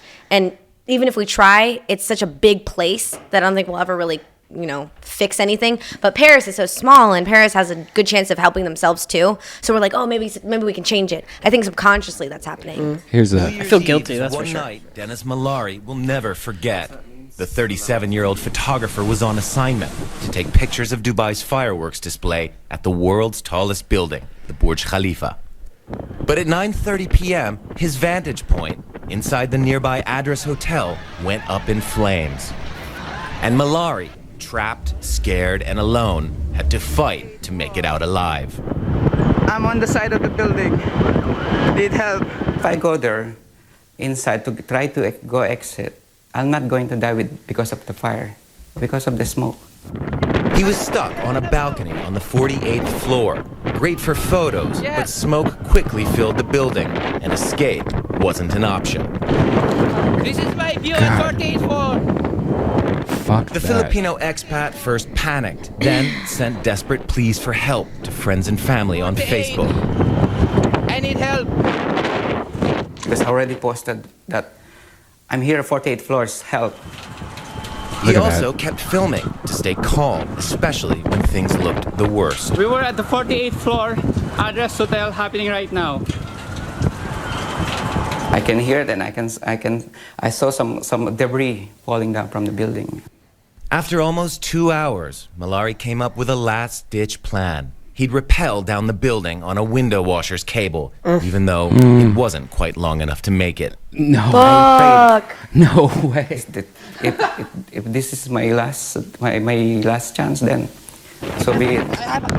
As he started going over the edge, firefighters found him and saved his life. You have to pull me belt. I have a belt. Okay. I have support belt. After walking down all 48 floors, Malari was treated for smoke inhalation. Jesus. He let his friends know he was safe, posting this picture. Then he continued with work, capturing Dubai's fireworks just meters away from the building that nearly killed him. Yes, that helps. That helps that you played that. Gives it I need a personal point of view. Yeah. It definitely makes me feel like, oh, what the fuck? And my second thought is, this is a very emotional podcast. I know, I was thinking that too. Just a second ago, we were talking about like speakers and vaginas, and then you go right to burning buildings. I'm like, I can't do this twice. This is too much. But do you think you feel something more because he's Filipino and not Middle Eastern? No, I definitely don't care about that. If anything, it just helps. It helps to have personal accounts. Yeah. Of any experience to understand, because you start to empathize and you feel his pain or you feel his fear, and then your heart starts to race and you start to feel like, oh, that is a crisis. And I think you kind of have to put your feet in their shoes for a second. And sometimes when you just hear body counts, bombs exploded in a square of some sort, and you just don't get that empathy or that connection. And I want to have that connection, but I feel like it happens so much that I just start to feel shame about feeling disconnected, like you said. Yeah, I try not to even look at the news half the time, anymore, because it just seems like it's every day, it's something new and shit like that. And it's like I don't give a shit anymore. Like it's just too much now to even pay attention to. It's like there's so much news. I mean, what are you really supposed to pay attention to? People try to make you feel guilty for not paying attention to everything, but there's so much shit to pay attention to because anybody can like put anything on the internet, and everyone thinks like, oh, you're supposed to pay attention to everything. It's like there's just so much already. I just think every day is going to be something horrible is going to happen. Mm-hmm. So I think I'm looking for that. So and every time I go to the news and they're just talking about, like it's a lowercase day or like nothing really big happened that day, or we're talking about the affluenza teen or something for like the 5th day in a row and nothing's happened. It's weird. I feel like addicted to the adrenaline rush of panic when you read the news, and and I definitely, my wife and I we've like done like an entire month without going online, and we've like tried that, and it's kind of like a digital cleanse, and it feels so good because you don't start turning to like this hookup, this fix of I need to be panicked, I need to be in a state of constant fear and panic, and the news allows me to feel that again and again and again and again. Yeah. Then if you take all that, the whole month off from not going online and looking at all the panic, and people are like, oh, well, how come you don't know about that? Like what fucking Brian just did to me. It's like, I don't think I should have to always be panicked all the time. Like, I try to be a good person. Isn't that good enough? Like, I don't want to be stressed out all the time. If I do tour, you just become disconnected from the news, and you see everyone else freaking out about stuff, and a lot of times they're freaking out about stuff that isn't news, and you feel so good to have that disconnect because you feel like, oh, I'm not caught up in this internet trap of I need to be upset about something, or I need to be shocked about something, or I need to be like freaking out about something. Whereas you really can live your life without feeling that way until the shooter walks into the room that you're in. You don't really have to think there's a shooter. Yeah. There's going to be a shooter somewhere wherever I go. If I'm going to the movies, if I'm going to a football game, and you have that kind of a little bit of your brain is thinking that. I think everyone's there right now. Yeah. But if you go through a period of not feeling that way and you live your life, it feels like so great because it's such a break. And just this day and age, it's so difficult to go through every day thinking something bad's going to happen. Like that's a lot of work. Well, when you hang out in Hollywood as much as I do, you realize that something bad happens like almost every day in Hollywood. Like it's so crazy that I got here and then a shooting happened at the Comedy Store Like, and I was just like, this is weird because I was just there days before. Yeah. And it's like sometimes it comes too close to home. And Pasadena happened right after Paris, and so it's like, this is weird. Yeah. Because nothing happened in New York. We were in New York for 10 years and nothing really happened. Right. So it's weird. It is weird. And it like the other day I was at a stoplight and a car blows through this red light in front of me and then another red light down the street, and I was like, whoa, something that dude's running from something. Come home, look online, 2 guys shot this delivery guy like 5 times in the stomach, and that was their getaway car. And it happened, like the getaway car went right in front of me. Like weird. And it's Holy just shit. that, you could have been on that street instead of this street. You could have been that delivery guy. And That's why I stayed in last night. Yeah? That's why I didn't do shit last night. I was like, it's just too... I definitely thought something was going to happen. And you wake up the next morning, you find out nothing happened, and you're relieved, but you're also kind of like, you're looking for that fix. And so in some way, in some really dark, morbid, twisted way, you're disappointed. I know that's a horrible thing to say, but you want the news to kind of satisfy this adrenaline junkie thing. I don't know what's going on. It's definitely nothing I'm proud of. It's nothing I want to feel for sure, but it definitely is something that's happened. Yeah. You're lucky you stayed inside last night because what happened to me last night was the same thing that happened to a lot of people, and a lot of people on Twitter have been talking about it all day, was surge pricing on Uber. This is a screenshot I took. Oh my gosh! Which is 8.9%. There's reports if you go on Uber or on Twitter and you just search for the Uber surge hashtag Uber surge, you'll find that it went up to 9 point. Some people were saying there was up to 9 point. People were paying anywhere 9.9%. And that was at 12:55 a.m., just 55 minutes after. People on, I was looking at Twitter today. I saw people taking, look at this, $257 for a 15-minute Uber car ride. There was one screenshot that I took was $650 for a 25-minute ride. That would have been me. Yeah. That would have been me. Yeah, it's pretty crazy that they can actually do that. When you think about it, I mean, look at that. A lot of people were so drunk last night they didn't even put the math together. Do it. Yeah. I'll pay for Get home, Cheryl. Fuck it. Yeah. So that a lot of people were stuck last night. Look at this. Just crazy amounts of There's M&M. when you realize how much extra you spent on that New Year's Eve Uber home. So yeah, that was a problem with me a couple years ago where I was stuck in Hollywood till 4 a.m, just doing what do you need? My phone. Oh. Oh hey, can you charge mine? Yeah. Mine's like completely dead. Yes, master. But no, that's bullshit because a lot of people, rely on Uber, don't think about it. They get stuck in Hollywood. I was a couple years ago. I was stuck in Hollywood till 4 a.m, just trying to get Uber down to a normal price or close to a normal price. And there's no taxis anymore. Like those are the first to get rented out. And it turns out to be the same once it's like 2.1. Yeah. So that was nuts. Did you guys do anything? Did you watch the TV? Or did you watch the balls drop in your mouth? What? It doesn't always. I told you I did. It doesn't always have to Doesn't go always there. have balls. Everything's balls. I told you guys I did my life cleanse. What is a life cleanse? What is a life cleanse? What is a life cleanse? Is that where you play Life. while you eat soap? Clean your life. No, I never had a New Year's resolution. And I think it's because I always heard everybody else's, and I was like, that's fucking stupid. You guys aren't going to stick to that. So, and I just never thought to have one for myself. But this year, I decided I think I'm going to have, like, a plan. Like, what is it? I don't mean a plan, but, like, plan out my months. I've never done that before. I've never had time to think about time. This is my first year where I have time to think about the time that I have. So I decided to stay in and do like a full, I took a bath, I did like a spa treatment on my skin, and then I ate a good dinner, and I cleaned my house for an environmental cleanse. I thought about everything that I did throughout this whole year. I wrote it down, And then I thought all the things that I hope for and that all the things that I plan to do throughout the next year. And that was like an emotional mental cleanse. So just kind of getting ready for the new year instead of How long did that take?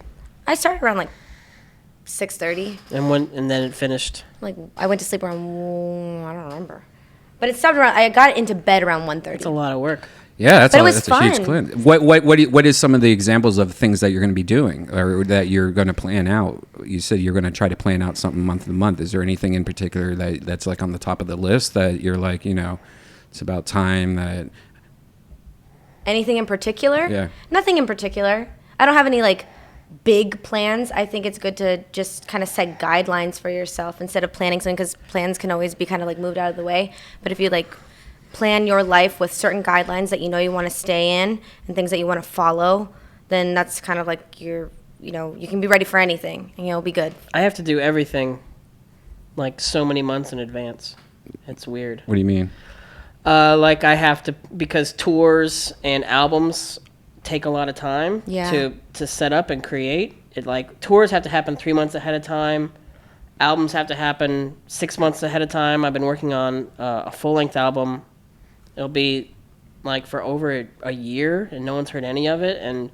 And I know I want it to come out in the fall, and so I actually sometimes I feel like, oh, I'm already in the fall right now, thinking about the release, thinking about the tour, and it's weird. And you try to explain to people like that's where you are mentally. Like I'm in September right now, and it sounds like you're a crazy person, but like you have to think ahead so many months in advance. And it's really, but I think there's comfort in, at least I get comfort from knowing what my year entails and what's going to go on and like when the breaks are. And I know when I get home from tour, I'm going to play Uncharted 4 like a couple weeks after I get home. And it's like, it's nice to like plan fun. And no Fallout 4? Have you been playing any? Oh man, I played it so much since it came out. Yeah. And it's such a huge game that, and with a new family, it's like I could play it a couple hours at the end of the night after everyone went to bed. But I actually am not going to play games in the new year until I get home from tour, just because it was just taking up too much of my life. Not enough stuff was getting done, and like I only have a couple of hours to fuck with every day, and like those hours are going to be put more towards making stuff and creating stuff rather than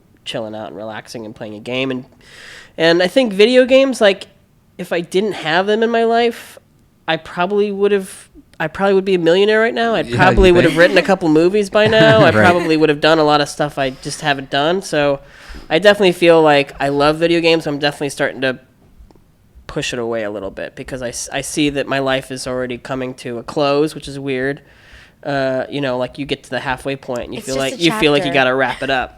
Well, there's stuff you want to get done, and you definitely feel like it's weird. It's very intoxicating to live a virtual life in a game, and it satisfies adrenaline needs and a lot of emotional needs and stuff like that. But also, like at the end of the game, nothing has happened.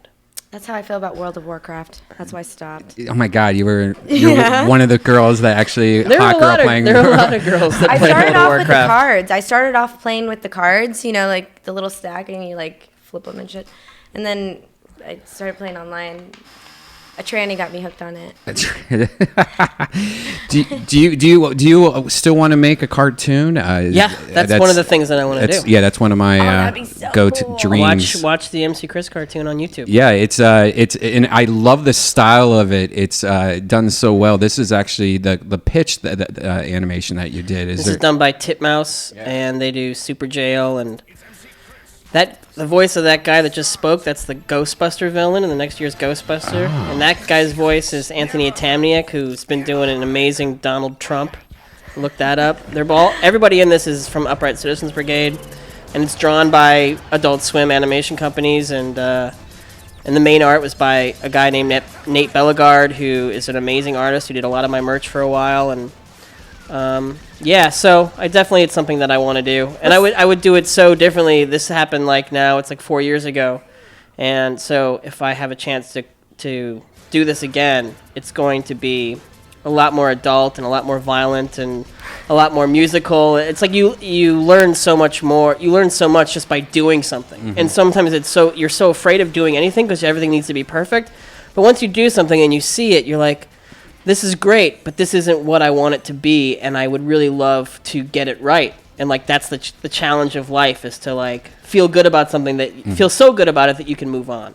And so I definitely can't wait to tackle this again. And my fans, every time I say like an announcement's coming, everyone's just like, "Is it the cartoon?" Like they want it to happen really bad. So I can't wait to give that to them, but I want to give them the best thing possible. So I'm thinking like a music video is what will probably happen next. Is we'll try again, but it'll be A music. It'll accompany a song. That's awesome. I think you're perfect for a cartoon. I mean, your I've music. I've made a lot of them. Yeah, your music, your merch is all you animated, and I also have had this dream of having a cartoon. I in one of the cartoons that recently have come out that makes me go, this is the kind of style and just kind of feel of it is, I don't know if you've heard of a thing called King Star King, also from Titmouse. It's one of my favorite just styles and animation and just the look, the trippiness factor of it. It's just a great cartoon. I don't know if it's still on anymore. I don't think it kind of got pushed underneath the rug. I feel with, but check it out. Do you watch cartoons, or do you, Leanne? Do you play video games? Do you do any of that stuff, or you I just like Peggle. Peggle? That's right. You've mastered Peggle at Fucking love Peggle. a few times. I get, and I love the bubble shoot game on my phone. I don't know how many times I've deleted it and then reinstalled it. But you're pretty much after World of Warcraft. You've kind of given up on the main gaming. After Goldfinger, I stopped playing video games, and then I started playing World of Warcraft like a couple years ago, and then I stopped that, and then I got hooked on a Peggle and Bubble Shooter. But I like cartoons. I can hang. I don't watch them, but I like them. Like my favorite was Ren and Stimpy growing up. That was my favorite cartoon. It's a good one. I just always thought it was really funny. I liked SpongeBob for a while. What is one of the ones that I watch now? Batman, Spider-Man. Have you watched that? No, what's that? Oh my god, YouTube it. What's it called? Batman Without the T. Batman, Spider-Man. Like Batman and Spider-Man without some letters in it? Yeah. I get it. Batman. What is it? Batman Bun? Batman, Spider-Man without the T and the S. What is that? Batman, Spider-Man. Batman, Spider-Man, Batman. Spider-Man. Spider-Man. What the fuck is that? Is that Adult Swim? Oh my god. I don't know. What the heck is this It's thing? just fucking weird. It's just really funny. All right, we'll let the commercial play for a second. How'd you find this? I don't even remember. Is this just an internet thing? I think it's just an internet thing. Batman, Spider-Man. It's just so dry and weird that it makes me laugh. Like, who the fuck is making this? Let's check this out.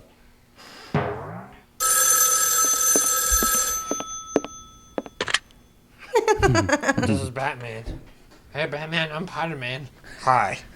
Want to watch a movie? Okay, but my boots are all sticky. Oh, that's okay. So stupid. I believe this is your sandwich. Oh, yeah, that's mine. It's just so stupid. That was it. Okay. I was a huge Dragon's Lair fan, but they were having a Kickstarter recently to make Dragon's Lair a cartoon. Yeah, I hope that happens. Yeah, and I guess the plan to do that has been canceled. Don Bluth and Gary Goldman pulled the Kickstarter before it ended. It had only raised $240,000 of its $550,000 target. The money would have been gone to creating a sizzle reel so that they can try to get studios to pick it up. They said that they plan to relaunch the campaign, but they said that they didn't really give a reason why, which just sucks because Dragon's Lair, I think, would make a perfect, if you're a fan of the old arcade game, be a perfect cartoon. My mom used to drop me off at Games America in Libertyville, Illinois with $5. And I'd go in there and I'd get my coins, my quarters, and I would put it all into Dragon's Lair within like 5 minutes of being there. And then she wouldn't plan on picking me up for like an hour. So I would just like blow my wad on Dragon's Lair Right. as soon as I got there. And then, like, there would be, like, kind of an island of games in the center of the room, and then there would be a game on every wall. And I would just, like, walk around the island of games, just kind of, like, kicking, like, a little stone down the street, being like, ho, hum, I guess I can't play games. And the security guy would be like, fuck, here's a quarter. And he would give me, like, a quarter, like, every 10 minutes or so, just because I looked so sad and depressed. And I know exactly what this guy looked like, and I just remember, like, everything about him, his little office in the corner, and I would just, like, hang out with him, just, like, begging for money, and it was because I had, like, a Dragon's Lair addiction. And I think SNL did a sketch in the 70s about a little girl who prostituted herself to play Miss Pac-Man. It's like she earned $7, and she did it the hard way, a quarter at a time. And it was all about little kids having video game addiction. Wow. But I definitely I had that. I would just blow everything that I had within 5 minutes of being there. Yeah, Dragon's Lair was the biggest one for me too, blowing off. Going to Showbiz Pizza. Did you have Showbiz Pizza and Chuck E. Cheese where you lived, or just one or the other? I think we just did Showbiz. Yeah, that was the back in the day. My friend actually owns one of the Rockefeller explosions. Have you seen the documentary about the guy that built it in his garage? It's really good. Oh, I missed that. Look at this. Her eyes all fucked up.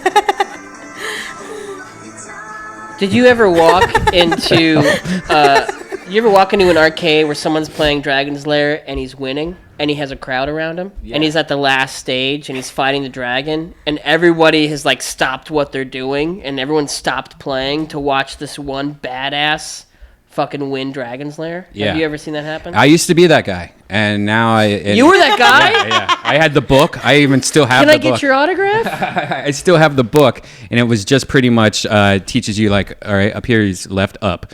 Do you have it on your phone now? Yeah, I have it on my phone and my iPad. Actually, I have it right here on my iPad. Question in the back? Yes. Where's the bathroom? On my chest, or you can go down the. you can go through the doors over there, and it's on the left side. Dragon's Lair on the iPad's actually pretty good. Have you played the iPad version of it? Yeah, I've done Dragon's Lair 1 and 2 with the Time Warp and Space Ace. Yeah. All those games, like, just... That was like that combined everything I loved into one thing. Don Bluth, cartoons, stand-up arcade. Yep. It's actually really good. The quality, or this version of it's pretty sweet. I love Don Bluth Liquid. In any movie he's made, like Secrets of NIMH or even All Dogs Go to Heaven or whatever it is, even Titan AE. Anytime you see Liquid, it's like the most well-animated thing in the world. His Liquid? Yeah. I've never even... Anytime you see like a lake or anything bubbling or oozing, because I feel like that's a real measure of like animation quality. Right. And sometimes you'll see Disney does great stuff with it, and I'm thinking of Dumbo right now, some of the liquid you see in that, but the liquid in any Don Bluth thing is amazing. Yeah. I always liked Don Bluth. Secret of the NIMH. Secret was of NIMH? another good classic movie. Do you remember there was a go-kart company that was, I think, only in the Midwest, but it was called Midway Go-Karts, and they also had an arcade.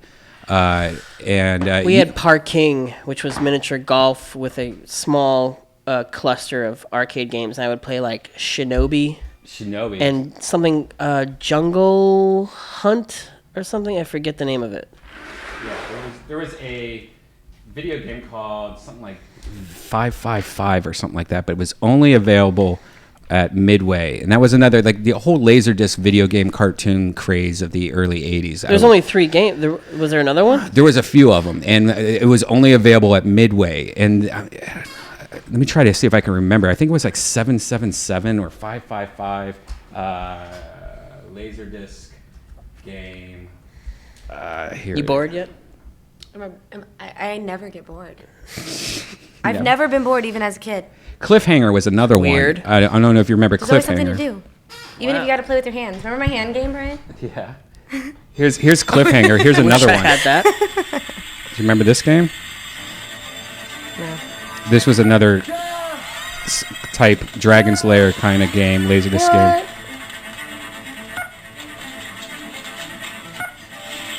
There was a few of them. And there was that arcade game or that TV show. Definitely never seen this. Really? There was that TV show called, what was it called? Arcades, where it was like a game show where you had to play against other... Starcade. Remember Starcade? Mm-mm.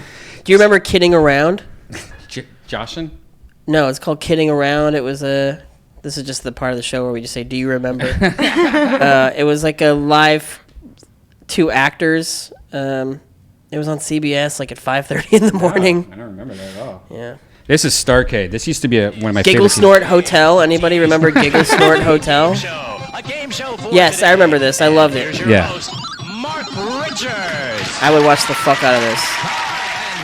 Yeah, it was a game show where you played against somebody at a video game. And it was really cool because this is where, like, as a kid, you know, we didn't have, like, the internet to find out what new video games were out. We would learn it from this.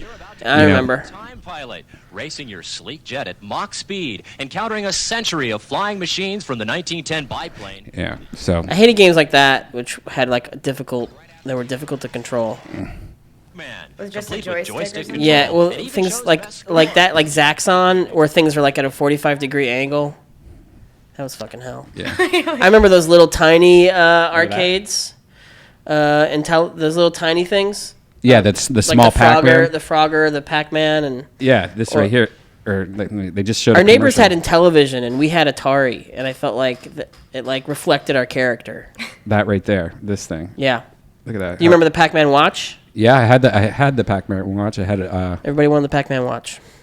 I like how it makes you think that's what it looks like. You know what I got lost doing the other night? I fell down the rabbit hole. Is I was looking for old means of the way we would listen to music. So I was trying to find like our boom boxes and stuff that we had from back in the day. I was trying to find the 8-track player we had from back in the day. Really hard to do that stuff. Yeah, the old when 80s you don't know boom when you boxes. don't know the names of how you listen to Sorry. music. Yeah. You're entertaining yourself over there. No, I was trying to like loosen up my back. That was a weird craze, though. It was like when boom boxes came out, and everyone had one on their shoulder, and you would carry it around. Like my mom was too broke, so she got me one with only one speaker. But she got my sister one with one speaker also, so I'd use both of them. I remember the Easter where we all had Walkmans in our Easter baskets. Yeah. And they were Walkmans that were as big as the cassette, like that small. They still And sell that was Walkmans. that was like the biggest deal in the world, is that these things were so small, and it was just the size of a cassette like holder. Yeah, I remember I had this one. Yeah. That was the old Sony one, the classic WM11. It was nice to see that in Guardians of the Galaxy when they brought back. I still haven't seen that movie. Jesus Christ, man! I have it on What's the Blu-ray. matter with you? I have it on Blu-ray. I never saw it. You're like living in a cocoon. I don't know, man. I can't watch things by myself very easily because I feel like maybe you stopped being a nerd at a certain point and you just started doing like Brian. Yeah, I'm still a nerd. I mean, if you come to my house, you're like, wow, this guy, fucking idiot. Well, do you play console games anymore? Yeah. So you're playing Fallout? Yeah, but I stopped because it was taking too much of my life, and I was. It's such a big game that you can't finish it in your lifetime. I know, but I was playing when it first came out, maybe 2 days straight, almost like just small. Yeah, amounts. before I had a family, I could do that, but now it's not like that anymore. Well, guys, I love my son, honey. If you're listening, I love you and I love the baby. Well, guys, we weighed in. We talked about. That was a really long podcast. Yeah, we were actually 2 hours. 2-hour podcast. Isn't that right crazy? there. Isn't there like a rule that it can only be an hour? Rogan does 3-hour to 4-hour podcasts. Well, Rogan don't play by the rules. We know that. Come on now. You don't want to really talk about what you accidentally talked about earlier, but tour or yeah. I'm no good. See, you say like I don't reveal things when I talk to people. Yeah. I'm just like, blah. Yeah. I'm just compartmentalized. I used to work on Pete and Pete show on Nickelodeon, and I was an intern on that show, and I would just tell them everything, and it made them like me. And I think I said to myself at the time, like, always talk too much. It's really going to help your career. It's not. I think that was just justification for like a character flaw. Right. I don't think so. I think Thank you. I think sharing who you are is a good thing. Thank you. I'm trying to do it a little bit It's funny more. that you say that, given that you don't do it. I'm getting better. I mean, this is my actually first time ever saying it to where people can actually hear me say what I do. Yeah, it's true. Like, it's That's a almost big like a step. confession That's on a big step. podcast. Were you nervous? No, because I think I'm at the point where I think I should be sharing who I am and what I do. No big and- deal, right? It's not. It's actually. You do you want to say that where people can get your stuff or nah, You can email baby me. stuff? But I mean, and I think looking back for people that have been following my periscopes and your periscopes and now knowing what you do, I think that's a hilarious joke that we played on all year. Oh yeah, I mean, me going and singing like my Jesus to she actually beats balls and takes men's money. I think it's pretty funny. I don't know.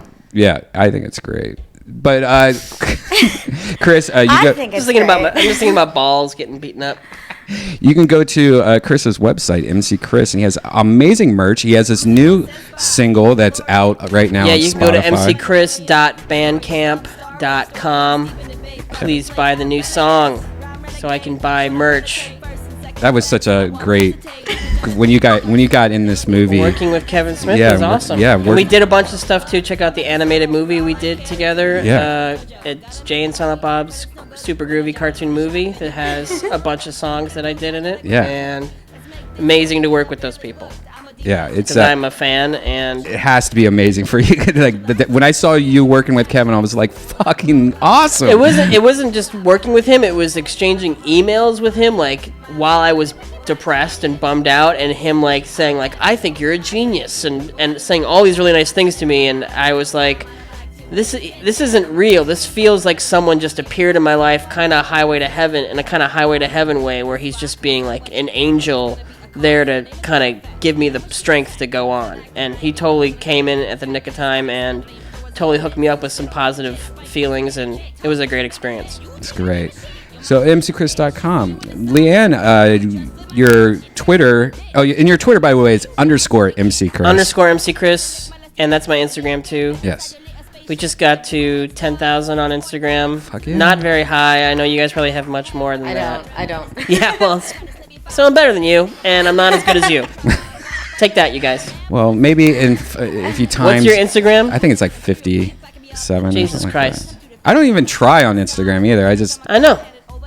I don't go on my Twitter. I'm more on Instagram. I think my Instagram's way more. And that's. I'm way more interactive. And what's your Instagram name? Lovely long time. And how many Twitter followers do you have, Brian? I'm up to 100 and. I don't know what I'm on. Are those all people? Yeah, no, I think there's quite a few robots. Oh, I actually just hit 150 today. Congratulations. Yeah. Nice. No, I know there's a lot of fake people, especially when you're like, if you're looking at your... you didn't buy any of those people? No, I didn't. You sure about that? I promise. But when you look at like people that follow you, like let's see, let's go to like the followers. One thing I've noticed... Tay Diggs follows me. Tay Diggs? I don't think you got that. Oh. I got Tay Diggs. There's a lot of robots, though, is what I'm saying. Like, if I go down here and find somebody that, like, look, who followed me, I'll find, like, the first hot chick, and then I'll click on her, and then she has, like, a what's up number, like a phone number, like a spam number. That makes me feel better. Yeah, so there's definitely a lot of robots on Twitter. I like robots. I want my own personal robot. Yeah. I want all my own. Like You'll have it. You'll have it. I mean, slaves aren't good enough. I need robots. Well, you know, everyone's looking at their phone now. Everyone's going to have, like... A robot brain. No, not a robot brain, but they'll have a robot pet. Or they'll have, like, a robot, like, sidekick or assistant, like, at their side. Like, everyone will have that in our lifetime. Well, I spent the holidays with two of my bitches, Alexa and Siri, which they're pretty much close to being an assistant. All right, guys. Thank you for being on the first episode of What Brian Redban Do. We'll check back. Thank you for having me, dude. Yeah, thank you for being so much. Thank you for being so awesome for so long. Thank you for being so. You're awesome not just so a long. crazy foul-mouthed motherfucker. You're actually a good person. Thanks, Bill. And I like you. Thank you, Bill. Thank you for being so kind to me. Of course. Thank you, man. And thank you, Lan. And we'll check on your weight gain and your weight loss. And we'll do this, guys. All right, guys. See you guys later. Just go to show how you can get back on the right track. As for me, that's not an option. Can't say that with more clarity. Me going legit would be like Jar Jar and speech therapy. My backpack's got